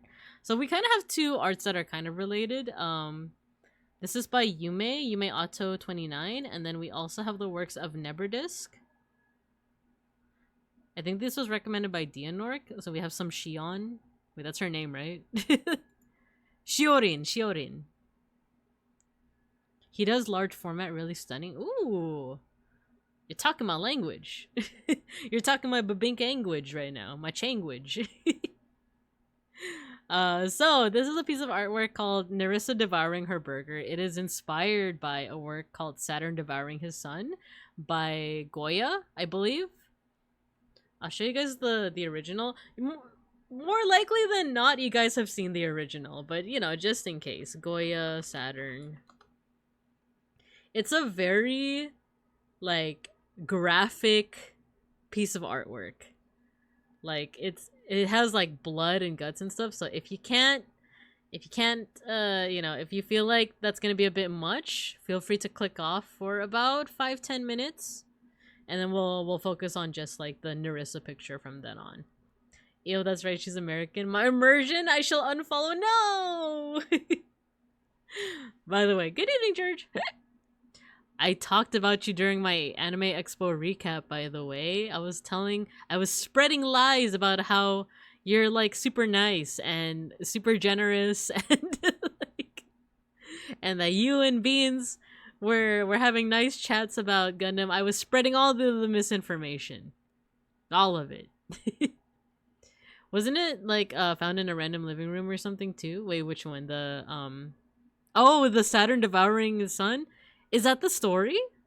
That it was like hidden away? Because I feel like you hear that a lot in the art world, where it's like, oh, this is like the oldest surviving you know, image of Jesus Christ, and it was found in like someone's attic in Greece. That's pretty cool. Good things only. Good vibes only. Posy vibes only. So yeah, here is Saturn Devouring His Son. It's very striking because, like, not only do you see like the blood, like this like eviscerated corpse of like Saturn's son, and like the white of his knuckles as he's digging into like this corpse, you also see like the eyes. The eyes are like super striking. They're looking right into your soul as he's like freaking out that he's like committing this like horrid act of infanticide. Wait, I'm hearing some weird noises. Okay, I have like all of my devices on like a surge protector, and sometimes I hear like a switch sound, and that's like right before I hear like a beep, and then that's when I have to restart the stream. I keep on hearing the switch sound, but I think we should be fine.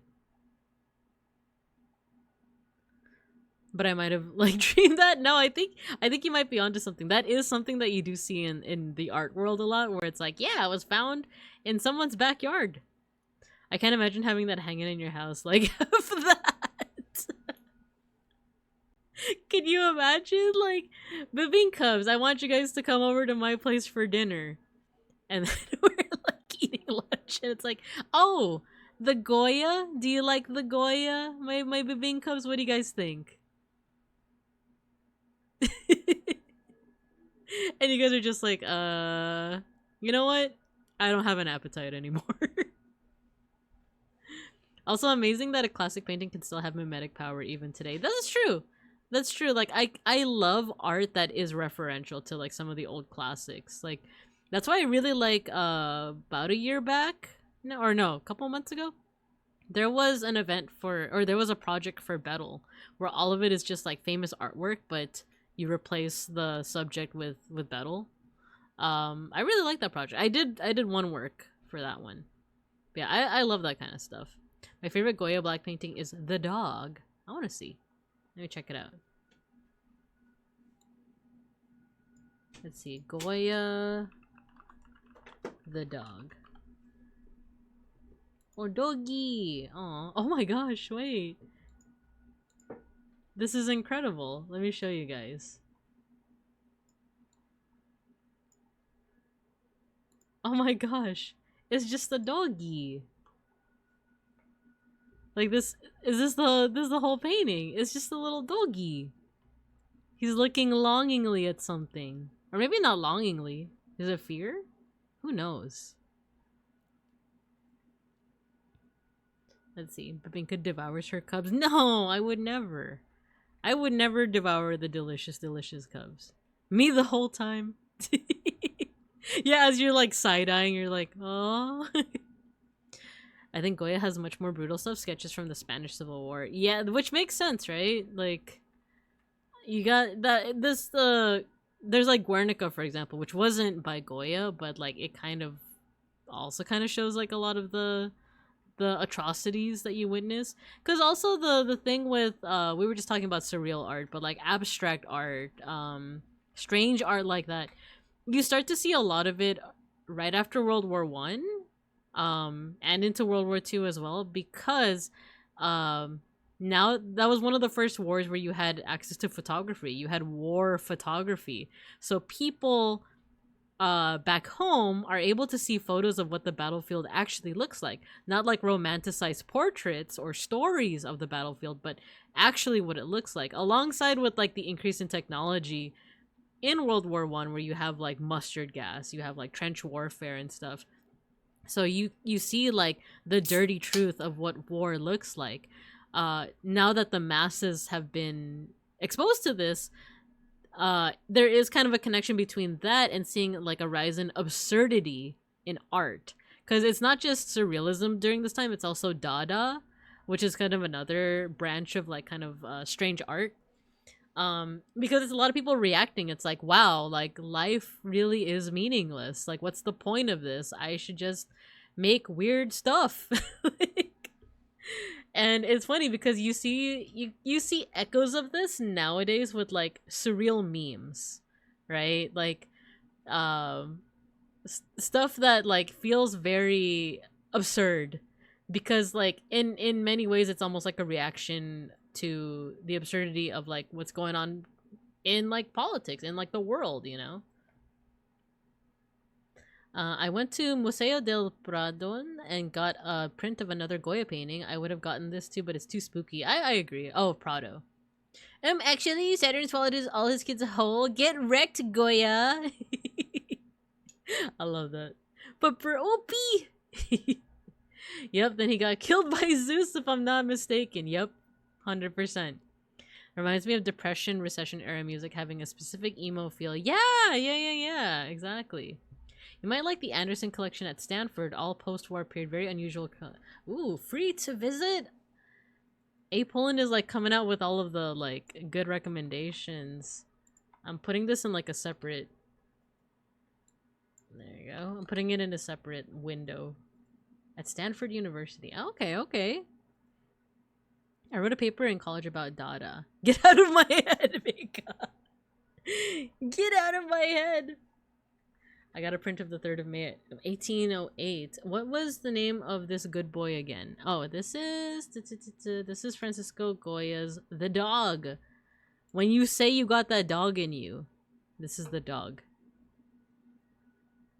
1819, 1821. So this is 1823. This is a little bit before the advent of photography, so it wouldn't necessarily be...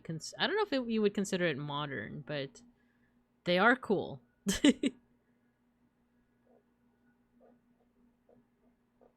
But yeah. Danka.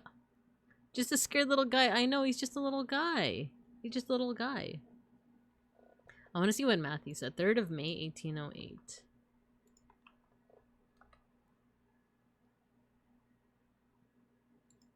Yes, okay, that's the one that I was thinking of when I was thinking of, like, Spanish Civil War. It's this one.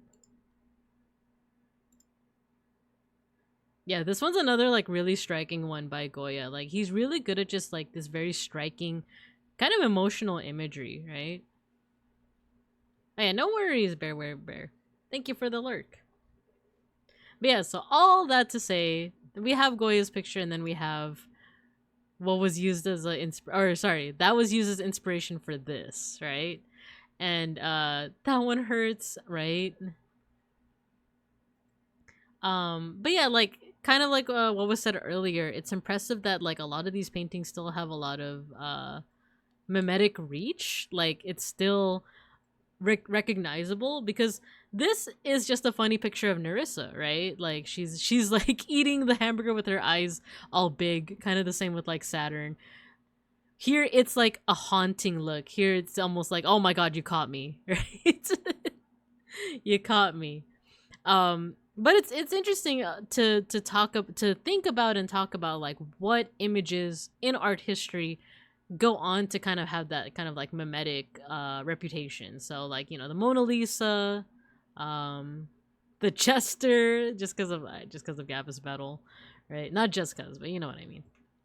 There's also the one, oh, who did that? The I'm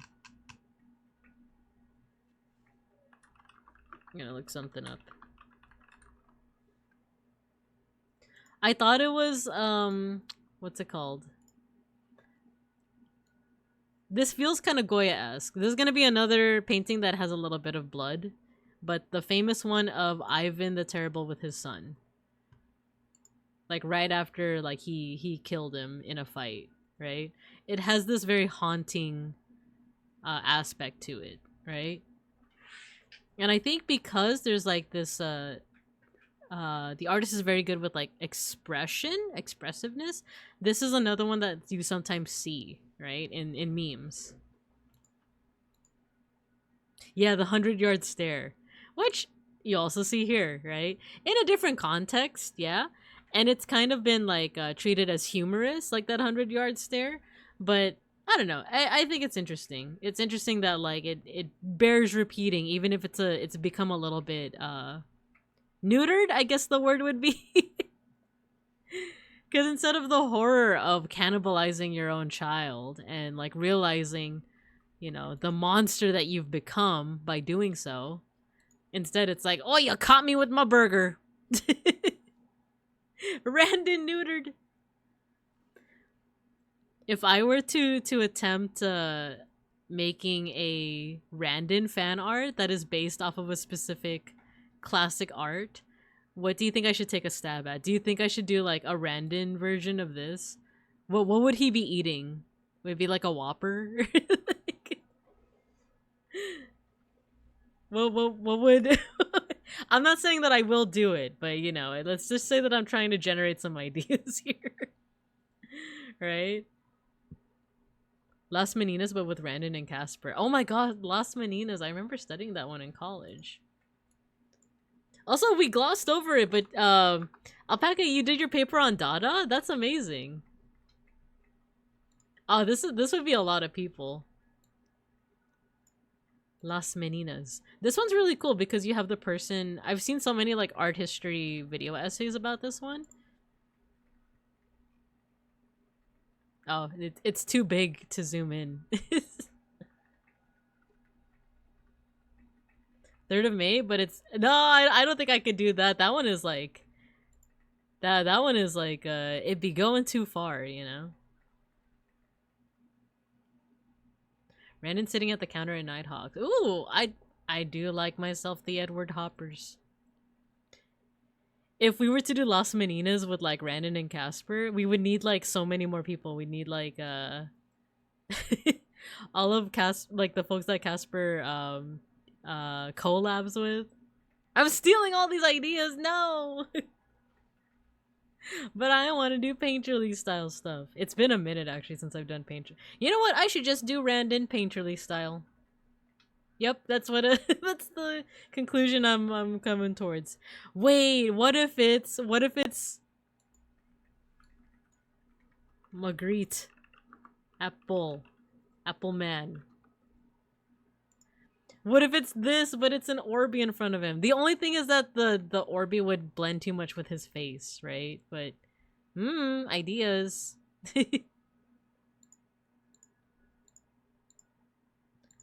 Let me just exit out of all these. Okay. But yeah, picture itself, really awesome. I love the way that they drew the face. We were talking all about like the art history of things, right? But I also just love the way that they drew the face. It's very funny. You know what they did really well? Look at the knuckles. Look at the knuckles.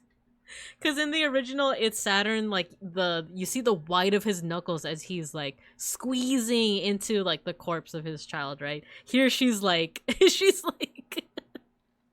squeezing into the burger. She's just like, ah. I love it. I love it. Goya's Mahas?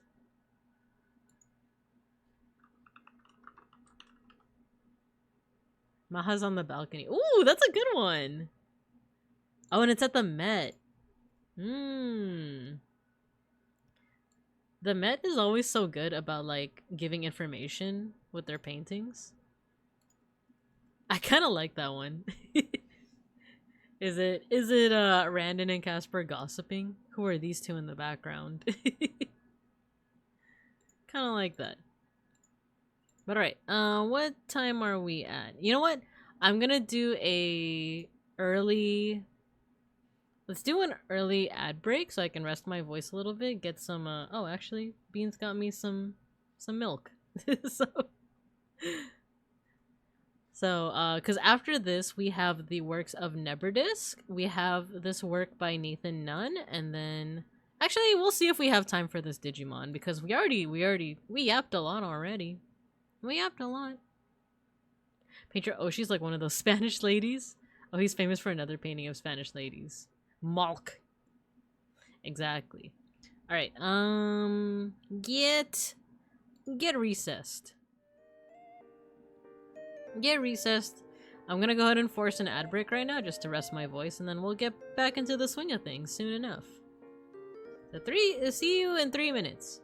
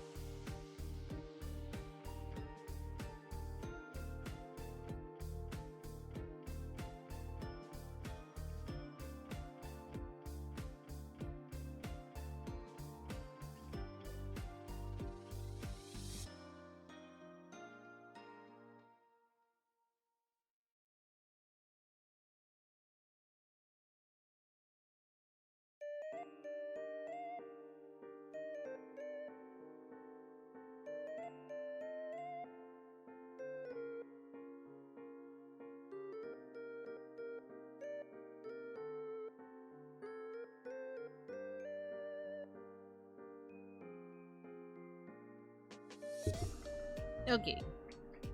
We're back. At least I think we are. Well, hello everyone. You can't see it, but I'm crying on the Ita shot. Oh no! It's okay, they're there. It's okay. You don't have to cry. You can cry on the tires. Soften them up a little bit before you guys eat them. I mean, wait, you guys aren't supposed to be eating them. But yeah, let's get right back into the swing of things. During the ad break, I was just catching up on my Discord messages. I saw that Matthew had posted the song for today's mosh session. I drink the milk that I told you guys about this milk like I think a couple streams ago, but it's a Korean almond, walnut, and soy milk. But like a shortening of it would be nut milk, but that's not class appropriate. I can't be saying that in a class full of silly little guys. Or can I? Anyway. Get back to class. We're back to class. So now we have 3 more arts and artists that we're going to be looking at. So this one was recommended by Dianork, and he wanted me to look at a specific work. The only thing is it took me so long to get to his request that the link expired. Like if you're on my Discord, if you look at like Dia's post in art appreciation, the link is gone. Like, or the link is there, but it leads to like a I think they either deleted it because it might have been a draft or something. But we still have the username of the person that he wanted to recommend. So it is Neberdisk. This is NB Neberdisk. And it looks like they specialize in black and white pictures. But it also looks like they are related to VTubers in some way. Because I thought these were just like... Well, these are like original character designs and they're very cool. But then I saw this picture of Shiori. Shiori from Hololive. What's the group called again? But yeah, like from Hololive. And I think this is their mascot. I feel like this is like their design for the mascot. Or anthropomorphization, Gojinka, if you will, of the mascot. What about this? Ooh, these are neat. Oh, Novelites, there we go. I don't really watch Shiori, so like I don't know the lingo if these are her mascots or not, or like their interpretation of them. You're not gonna show the Magritte NSFW ones? Which ones? Because I didn't realize it, but I had safe search on. And by the way, yeah, you know what? I don't think I will because this is a classroom environment. You guys can look it up on your own. Same with the, I was doing some research on these really cool Mesoamerican art pieces called here, I'll let you guys look it up on your own. But there's a culture, no, it's not Mesoamerica, it's Peru. It's Peru. There is on one of the coasts of Peru, there's a style of art called moche, M-O-C-H-E, and they make really, really cool artworks. I'm pretty sure I've like gone over it once or twice here on the channel, but they make really cool. Like I'll show you the safer work stuff. Moche ceramics.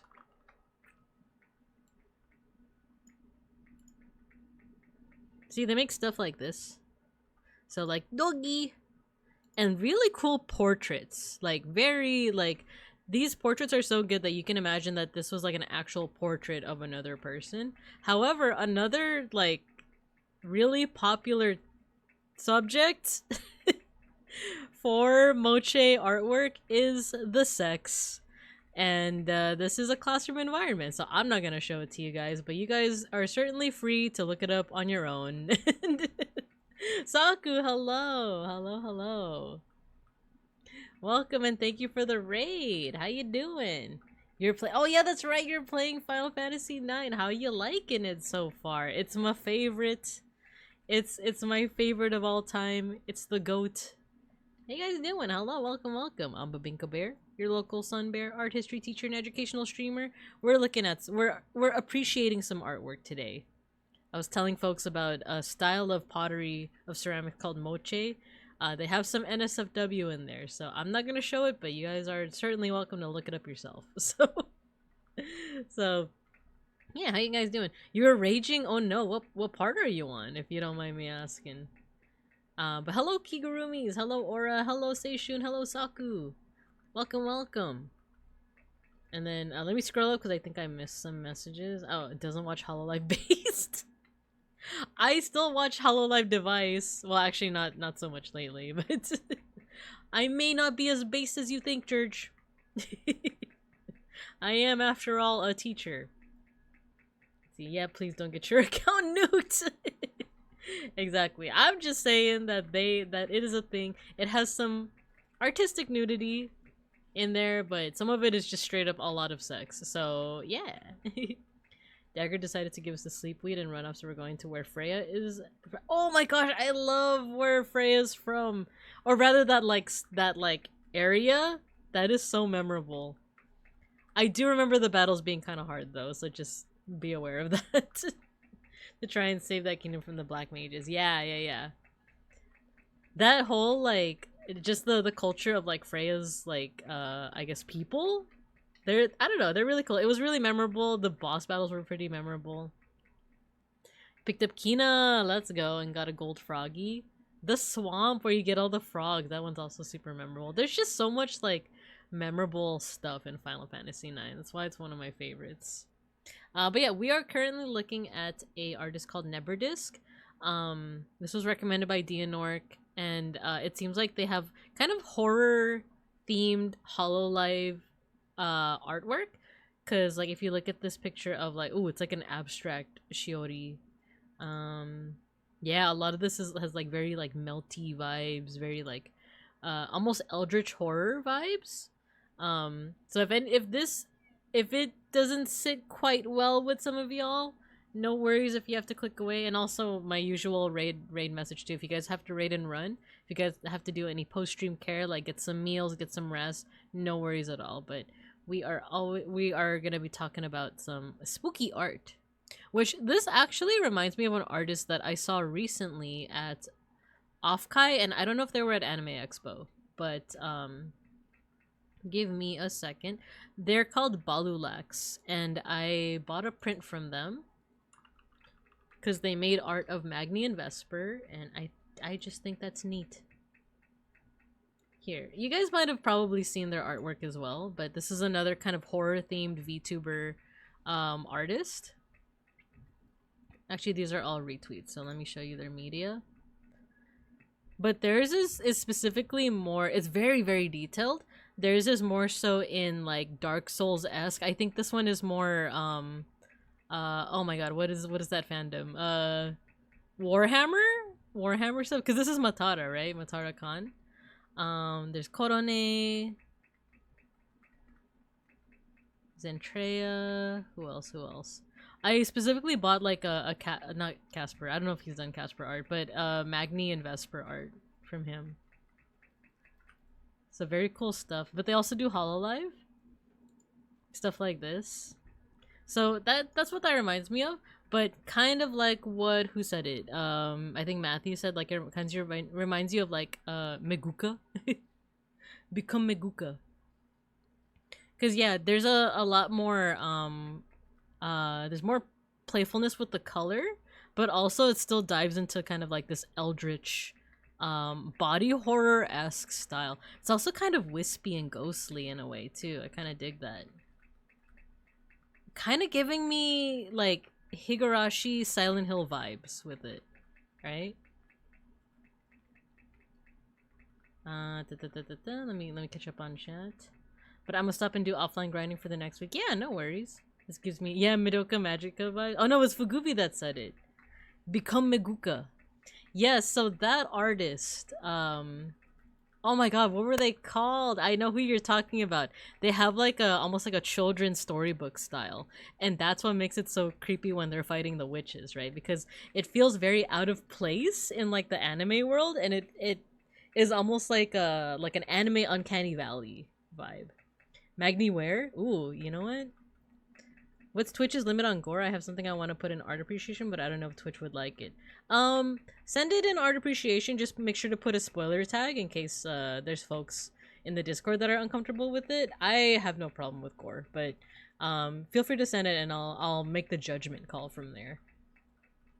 Alpaca's asking Magni where. Let's see if I can find the Balulax art with Magni. He is the grafted one, I think.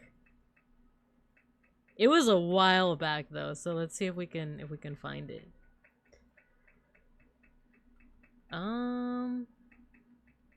There we go. There's Vesper.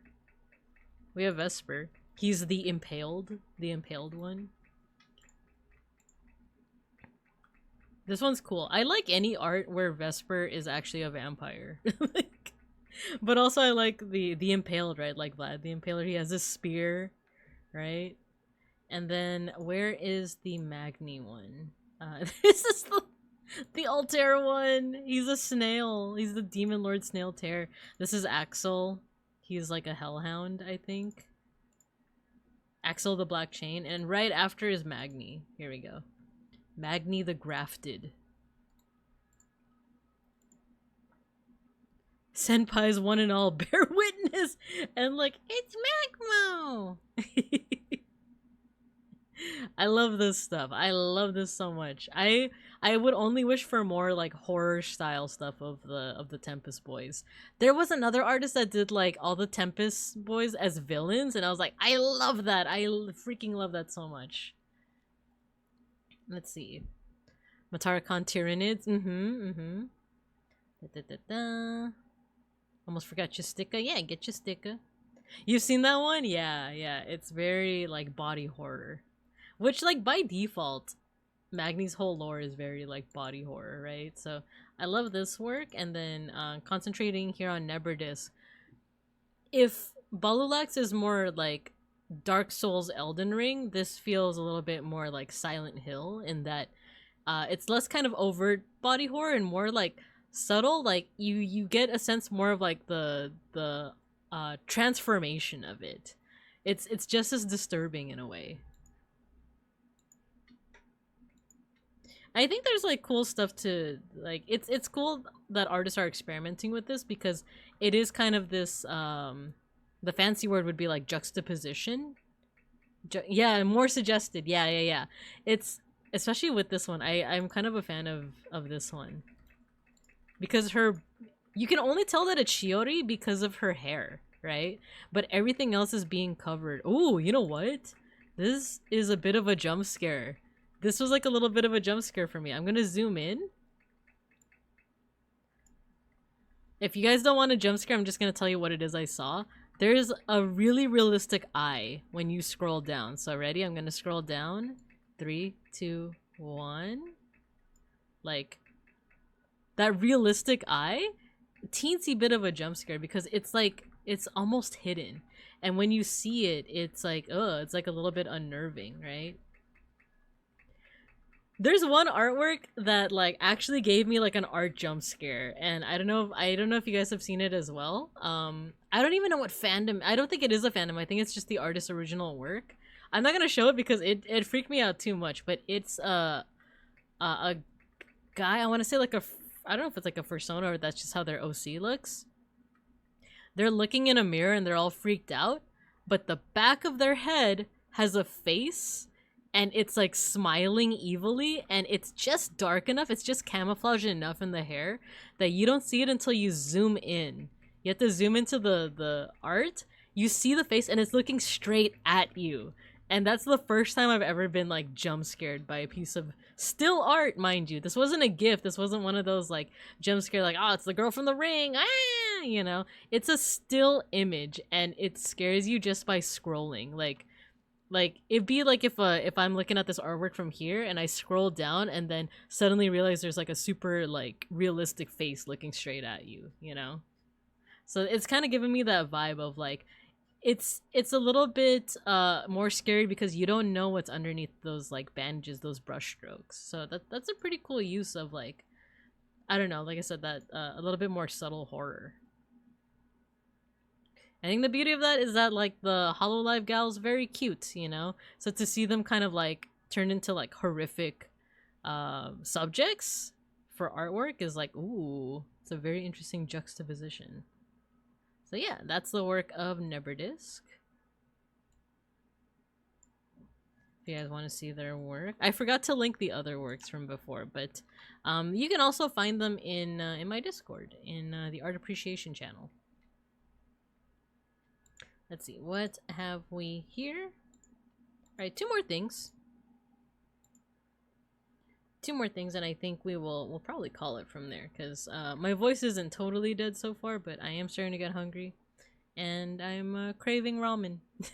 The very thing that I'm always telling Randon to get. I don't know if people noticed yet. Did you notice that I always tell him to get ramen?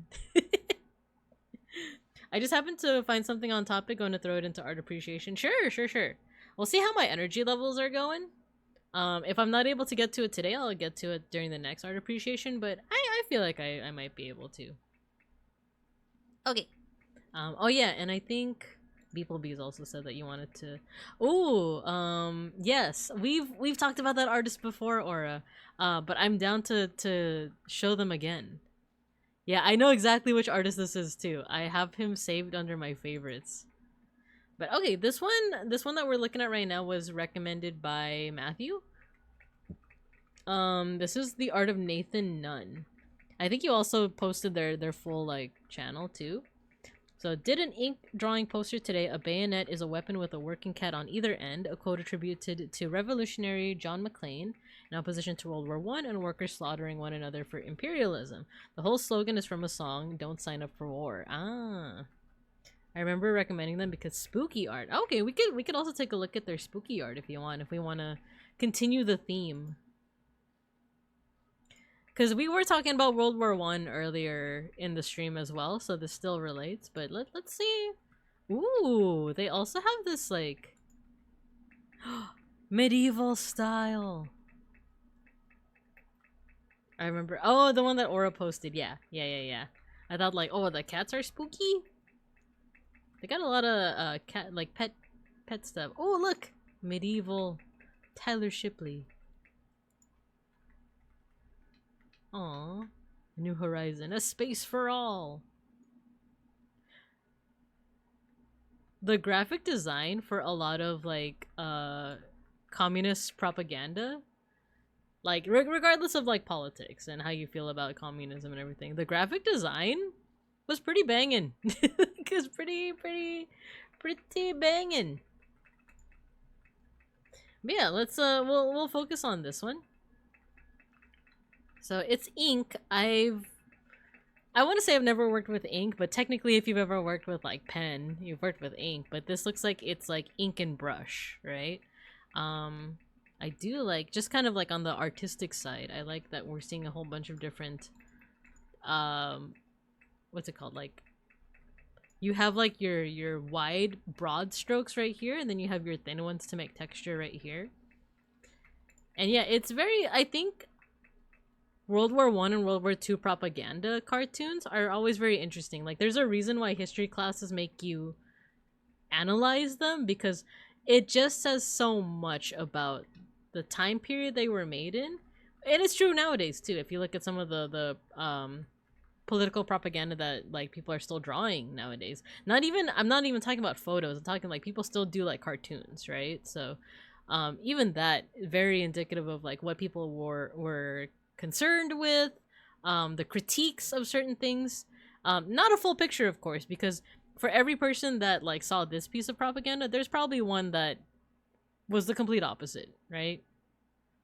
So a bayonet is a weapon with a worker cat on either end. Betray your country, serve your class, don't sign up for war.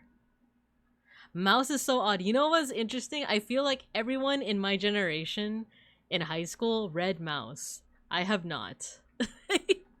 I haven't read it. I remember being in the library though. Like, I used to hang out in the library before school would start back in high school, and I would be hanging out with my friends, but I would also be like in the manga section, and I remember it was right next to the graphic novel section.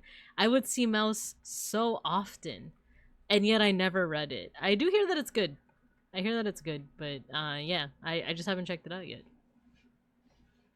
But yeah, so I think that like these kinds of cartoons are really cool to just analyze. Even just this one comes with the benefit of words, of like lyrics to a song.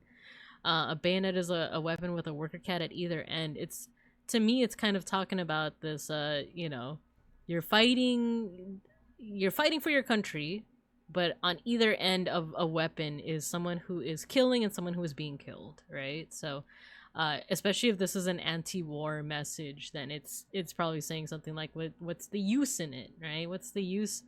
War, what is it good for? Absolutely nothing. And right, what's interesting too is that like the bayonet is getting right into like the point right here. It's piercing into this poor kitty cat. But right at the point, it turns into this triangle that shows these two rich cats, that while these two guys are fighting, we have the fat cats, the rich cats, they're benefiting from all of this warfare. So what's interesting is that usually in art they would recommend against doing something like this, right? Usually they would say like, oh, maybe have the point of the bayonet like overlap over the top of this triangle or vice versa. But this is very much intentional, you know? It's showing, it's almost like a cause and effect. Like this bayonet point, this act of killing and murder is directly related to this, right? So it's interesting composition wise. It's a lot of like sharp angles, sharp edges to show the like this feeling of like danger, right? Artistically wise, like I said, I like the different like lengths of stroke here. You get like the thin ones to add texture. You have these to kind of add to the composition. Because if you didn't have like this big old like black reverse triangle, would it be as effective at like highlighting what's going on, right? So I like it. There's not much else I can say because I just like the kitty cats. So yeah, pretty cool stuff. Let me see if there's anything else in Nathan Nunn's media. Cats! Perhaps if you worked a little... Wait, what was it? Where did all the wealth we made go? Perhaps if you work a little harder? Oh man, they're kind of on point with this propaganda. It's pretty cool. So it's like, it seems like if you're a fan of different political... relatable! If you're a fan of historical style cartoons, propaganda, and cats, you should check this person out. So I'll put their stuff in the chat. And with that, yeah, let's move on so that let's see if we can still look at the stuff that Aura, and then I think beeplebees also potentially wants to put something in art appreciation as well. Oh yeah, so we're shifting gears a little bit to Digimon. You know me, I've been obsessed. They've been coming out with new Digimon, like there's just so much. So there's that one, but then there's also a bunch of like Sun Wukong style Digimon. And this little guy, this little freak that I love so much. But we could do just like a quick analysis and then we'll move on to our last couple of works. What is this? Yihumon. I don't know too much about like the lore itself. I don't know if this is like a specific... It looks like it's a reference to something like a Japanese cultural, right? Like a certain deity. But it might just be like East Asian in general. So it does look like some kind of composite creature. We have like definitely a tiger body and head. They have like stripes and stuff. But they also have this thing, which I never actually know what it is. Like I see it all the time in like Chinese art especially. Is it just a sash, but they in art they like show it to always be upright? Fellow Gekkomon enjoyer, yeah, I love that his name is Gekkomon, right? Because we have Gekkomon and then we have Gekkomon. Ex-legendary hero, hello. Are we looking at Digimon? We sure are. This is a relatively new one. This is Yihumon. I believe it's going to be premiering in the Pendulum? It's like a... Oh, no, that's not what I meant to do. Okay, there we go. When I saw this guy, I thought about that One Piece character that turns tiger. I'm not far enough in One Piece. I don't know which character that is. But given how long One Piece is, even if you were to like completely spoil me on something, I feel like I would forget. And then like 1,000 episodes later, I'd be like, oh yeah, you guys talked about that. So this is... Okay. So his name means something funny in Spanish, but I think I saw a thread talking about the origin of his name, but this is Kakamon. I think his name is based on the mountain where Sun Wukong is from. Kakamon's rocker design, headphones and mohawk might be a pun on one of Sun Wukong's title. Let me see if I can remember my what is it? My tones. This is Sun Wukong's title. Shi Ho, Stone Monkey. Sun Wukong was born from a rock sphere. Ah, so that's why he's a rocker. He's a rocker fool. Gotta love Digimon with headphones, right? I love it. I love the little mohawk. That's so cute. Typo titles. Kaka is fitting for a monkey, true. And he has pandas on it. Because it's Chinese. This is another one. I'm pretty sure these are all going to be in Pendulum, which is another V-Pet that's coming out. This is Saiyu Warriors. Fukamon. This baby is Jin Do-yoon. Somersault Cloud as a motif. It may feel like a choice that slightly inclined towards Sun Wukong, but since clouds can take on various shapes, we believe it's a perfect motif for a baby who has infinite potential for evolution. This is Mokokomon.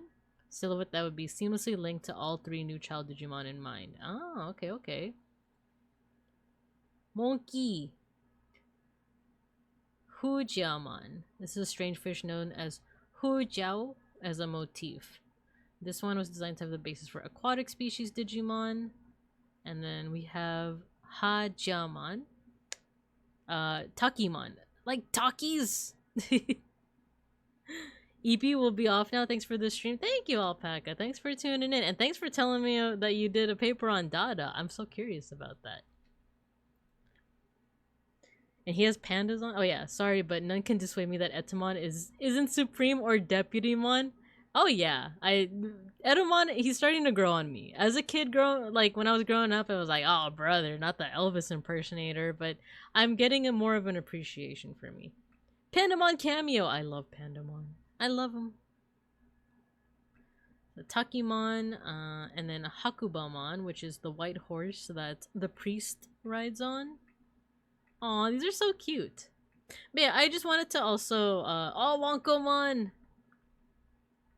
And then Gasamon. Amigasa Tsukumogami. Yeah, these are all new Digimon designs. Manekimon, Manekineko. Shishi. Oh, you know what? Let's take a look at this one. I think I want to take a look at this one. Like, no offense to this one, but I don't know too much of the lore with what it's based on. This one isn't super high quality, but you know, we work with what we got. This is based off of those dancing lions. What is this called? This is Shishimamon. Since Yusamon has powers related to solar energy, it was placed. The Shishimamon was created in order to bridge the gap. The dog is so head empty. I love it, right? So yeah, the next V-Pet for Digimon is gonna offer a lot of Digimon that are based off of Shambhala, which is a new Digimon world that premiered recently. And I think that's pretty cool. It's like more East Asia inspired, so that's why you have Digimon that are based off Manekineko, Sun Wukong, Journey to the West, and now you know, like the dancing lions here. So you have the bell here. You have like what looks like the rope that you usually see in, like, I want to say Japanese shrines. And then like the lion motif, right? I wonder if he'll be related to Leomon. Like, I wonder if Leomon will be able to digivolve into him. And then, oh, this one I wanted to take a look at too, because we're actually going to be doing something related to this tomorrow morning. So this looks like an egg. It is actually Darumamon. And I showed you guys a Daruma, or I talked about Daruma during my Tokyo recap, right? So a Daruma looks like this.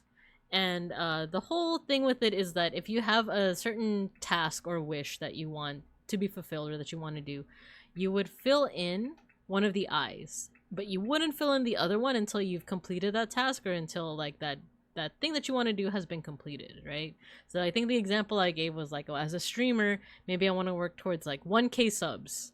So I would fill in one eye when I like make that wish or like set that goal, and I wouldn't fill in the other eye until I achieve that goal. So so you have the Daruma, and then this is Darumamon.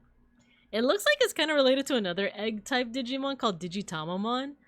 I might want to so tomorrow I'm gonna be doing a traditional art stream where I color a Daruma because I got a ceramic one that has no color on it.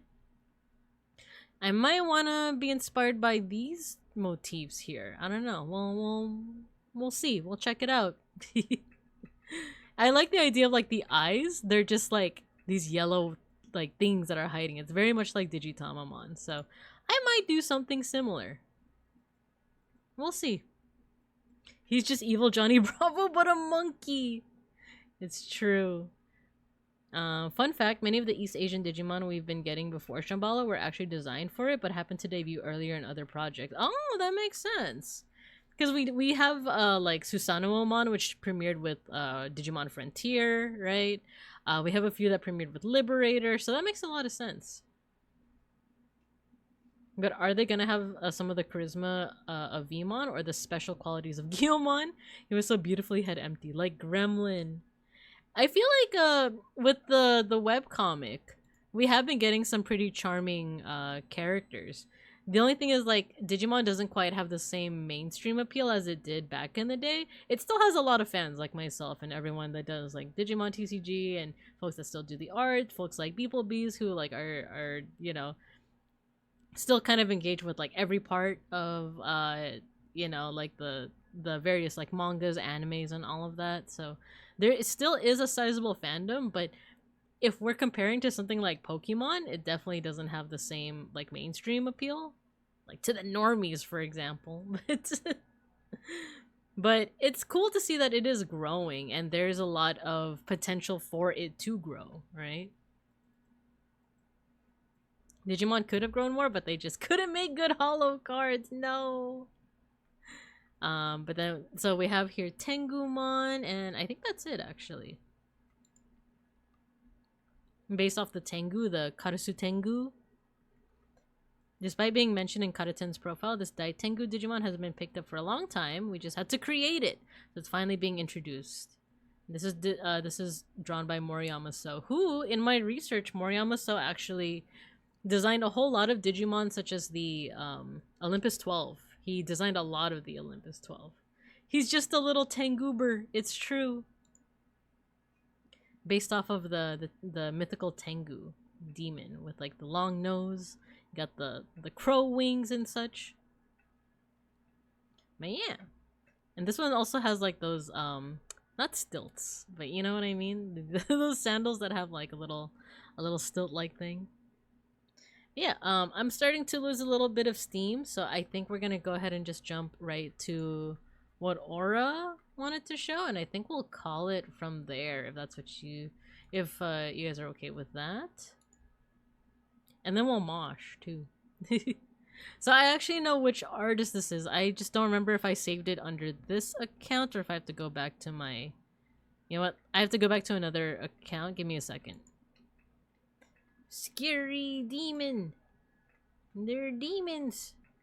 But then there's also old lady. Get off of my house. Alright, feel free to observe that while I look at I'm gonna look for the artist, because I definitely have them saved. I think it was like David something. Or is it Adsel? Adsel Villanueva? No, it's not this person. Okay, give me a second.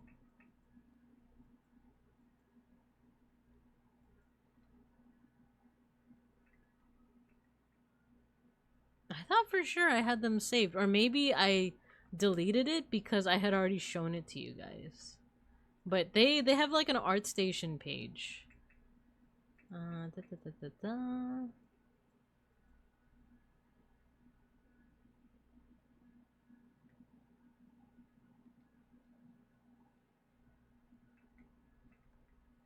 If I can't find it, I might try to just Google it. It's definitely an ArtStation person. Oh, was it David something? You know what? We can also reverse image search. Search with Google Lens.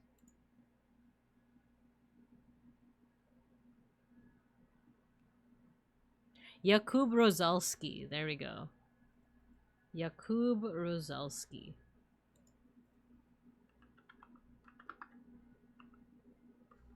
A Polish artist. Okay. There we go. Yeah, we've definitely looked at this artist before. They're the ones with one of my favorite works is the one where what is it? A werewolf, I think, is chasing someone? Is it a werewolf? And a little girl is like, he's hiding over here.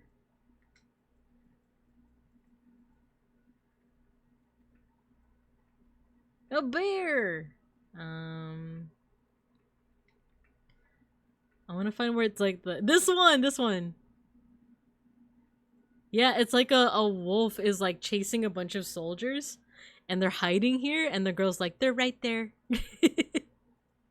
Yeah, I love this one. So the one that you had shown us, Grandma Yells at Demon. It's a babushka. It's a babushka. Let's see. Do you know of Valdevia? He's also one of my favorite horror surreal artists, also Slimy Swamp Ghost. I'm unfortunately running out of steam. Like my voice is kind of going, so I would be down to check out these artists for next art appreciation if you're okay with that. Yeah, revenge for her mom who got oh yeah, that's right. That was the lore, right? Of that's why the girl is revealing the location of the they look like Templars, right? They look like Crusaders, right? But let's take a quick look at Valdavia. We'll talk about this artwork and then we'll call it.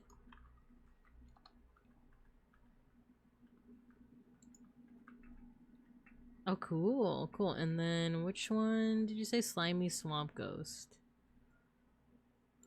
I'll save these for next time. Trevor Henderson. Oh, cool. Ooh, these are freaky. These are freaky deaky. Sounds good. Also Slimy, aka Trevor Henderson. Nuked his Twitter. He still got his Insta. Okay, good to know. I remember this artist because there's also a painting of a naked witch flying on a broom and a little girl looking at her going neat. Yeah, I saw that one too. I like that one. where she's like looking longingly, right? Of like, I wish I were a naked witch. So yeah, I like the charm in this one because it's like normally if we're thinking about a demon, and it's like haunting a certain, thing over here, then usually we're like, oh, too scary. I'm running away from that. But instead we have here what looks to be an older woman because just kind of judging off the way that they're dressed and the fact that they're holding a cane, one can assume that it's meant to be like an older woman. Could easily be like a younger woman that, needs help with walking, but it's also very likely that it's an old woman, right? And she looks like she's looking towards the demon, and instead of any kind of fear, she's just like, get off of that building. If I told you once, I told you a million times to get off there. Like, and what I think is funny is the fact that there's a cat here because, cats aren't always gonna be following the rules. So there are many times where I'm like, oh, Schneckery, get off of there, get off. This older woman is looking at this demon and kind of raising her fist to it in the same way one might like discipline a cat for being on the table, right? Of like, get off the table, you're not supposed to be on there. But instead it's like, get off there, demon, you're not supposed to be on there. You get off right now. Damn you, Ishitizar the Abominable. That is the community well. Get down. Exactly. He's got that cat caught in the act face too. He's like, it wasn't me, it was him. He told me to do it. I actually can't tell if that's a well. I do see a cross, so that makes me wonder if it's like a grave. Like maybe a grave of a loved one. But it could easily just be like a random building. And this is like an older woman who... it's just unafraid, right? Even of the supernatural. Like, it's giving the vibe of like, I've seen enough in my long life. I am not gonna be afraid of no demon, right? Funny enough, I do have a related story, specifically about my own grandma. So, my aunt and uncle used to have a house, and But it was kind of for the sole express purpose of taking care of what's it called? Like, what's like the actual name for like an old folks home? Like, but it was literally just like a home for them, but they also took care of like patients every so often in like a guest bedroom, basically. So like my aunt and uncle, yeah, not really a retirement home. I think convalescent, is that the word? Convalescent home? It's like a convalescent home where like yeah, like they lived in the house, but they would also take care of someone in the guest room. So they had that house, but because they were taking not necessarily senior care or senior apartments, but it was like a kind of convalescent, something like that. But because they took care of a lot of elderly patients, unfortunately, some of them passed away in that house. So every so often, and it's funny because we would every time we had like a family gathering during like Thanksgiving, Christmas, Mother's Day, Father's Day, it would always be in that house, right?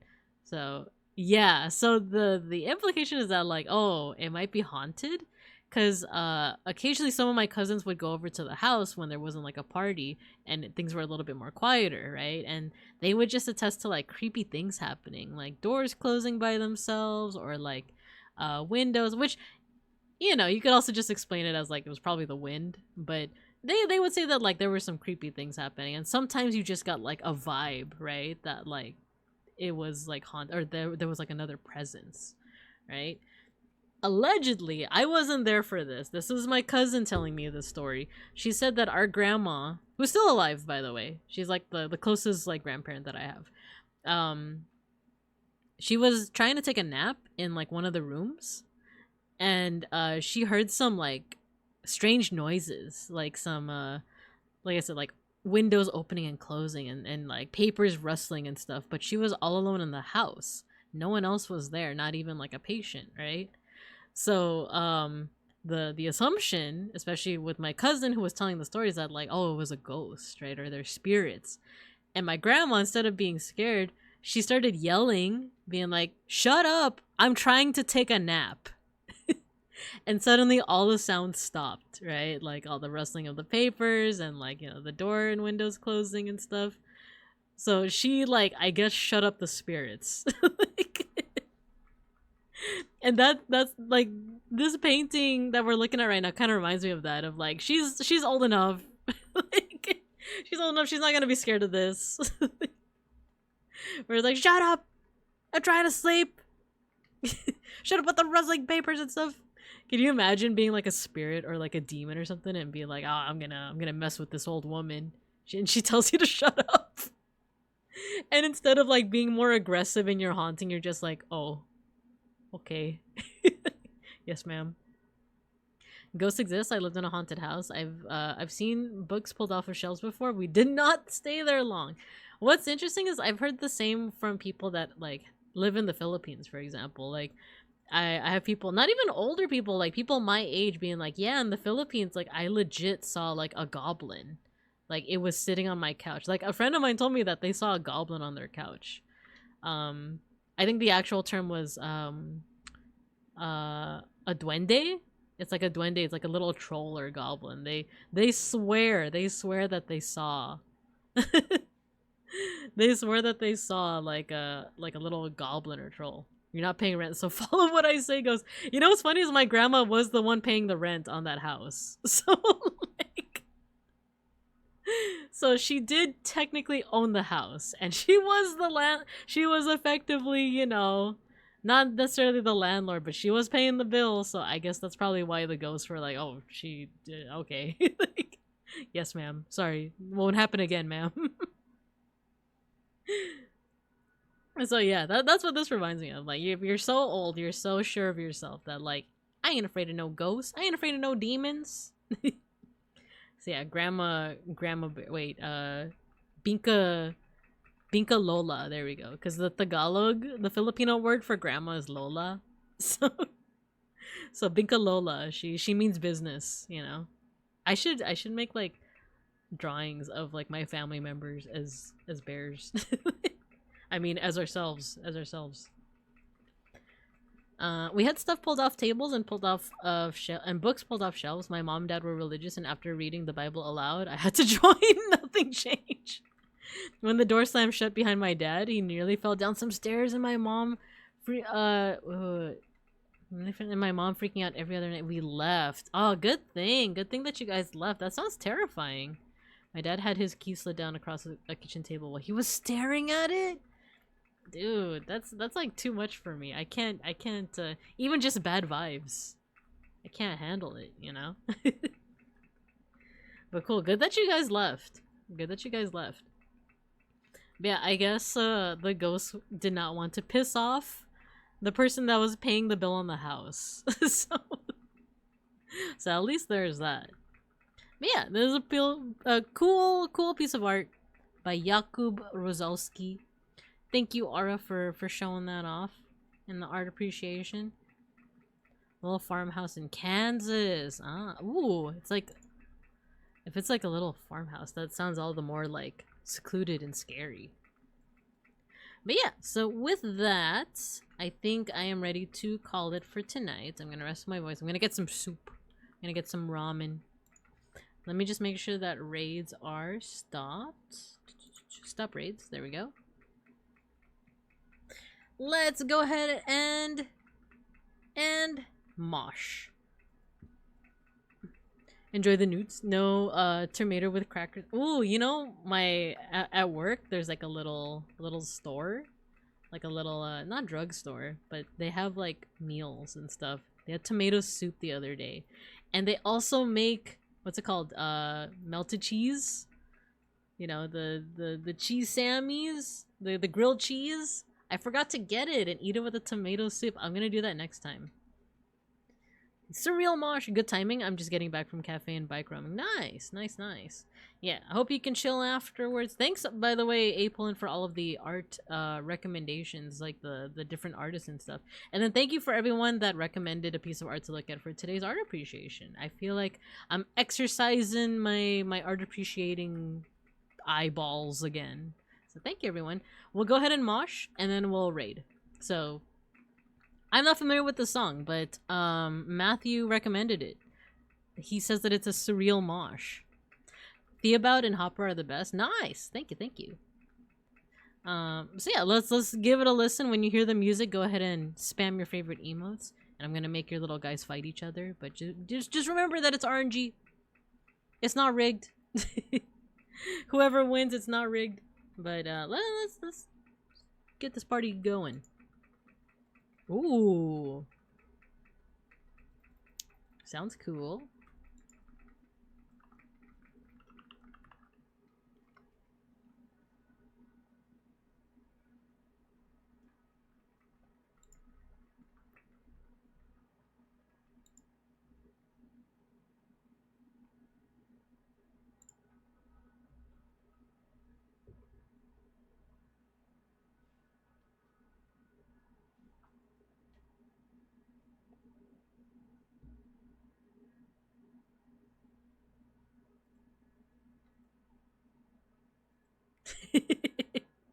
The ham. This is not a song? Crazy business.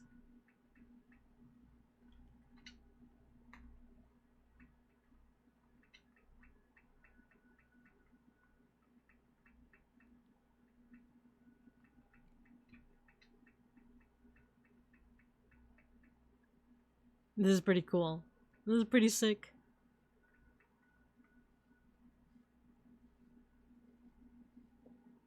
This is not a song, it's a sandwich. Amazing.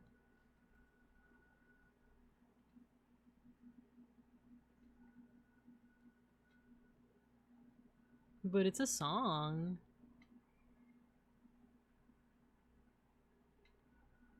Yo, Fugubi, you won round 1 of the mosh pit. Let's go.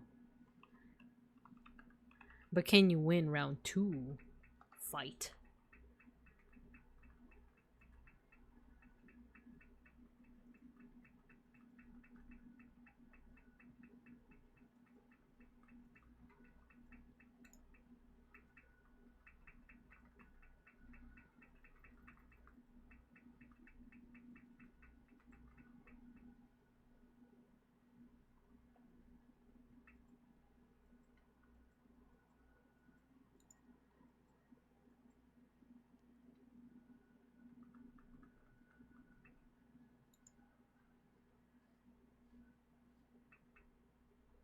It's a sandwich.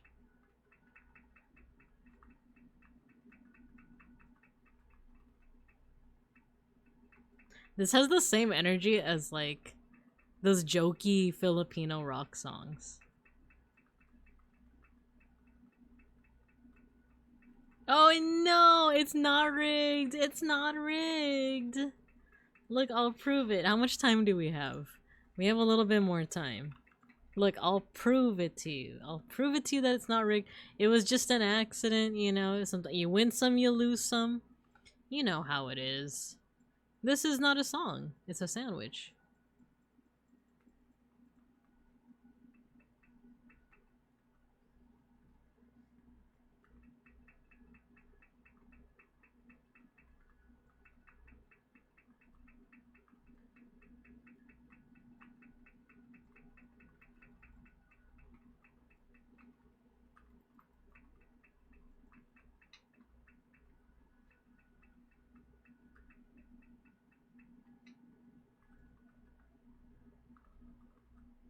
Oh no, I'm like, no, wait, Fugubi might cinch this one. Good job. And good timing too. Cause this is not a song. It's a sandwich. We got Fugubi winning 2 rounds, and we're not gonna talk about who won the second round. But good job, everyone. I'm gonna see you guys tomorrow morning, fresh and early. I'm gonna be painting a Daruma. So, see, we're gonna be using the information that we learned today. So, thanks everyone for tuning in. We're actually gonna raid into River AM. Been a long time friend of the channel. She's also a bear, and she's doing a hand cam and sharing some trinkets. So, look, it looks pretty fun. So let's go ahead and check her out. Start the raid. I hope you guys have a good morning, afternoon, and evening. And as always, I'll see you guys when I see you guys. I did not rig the mosh. I did it. I didn't. I didn't rig it at all. Okay, we raid. Thanks for tuning in. I appreciate you guys.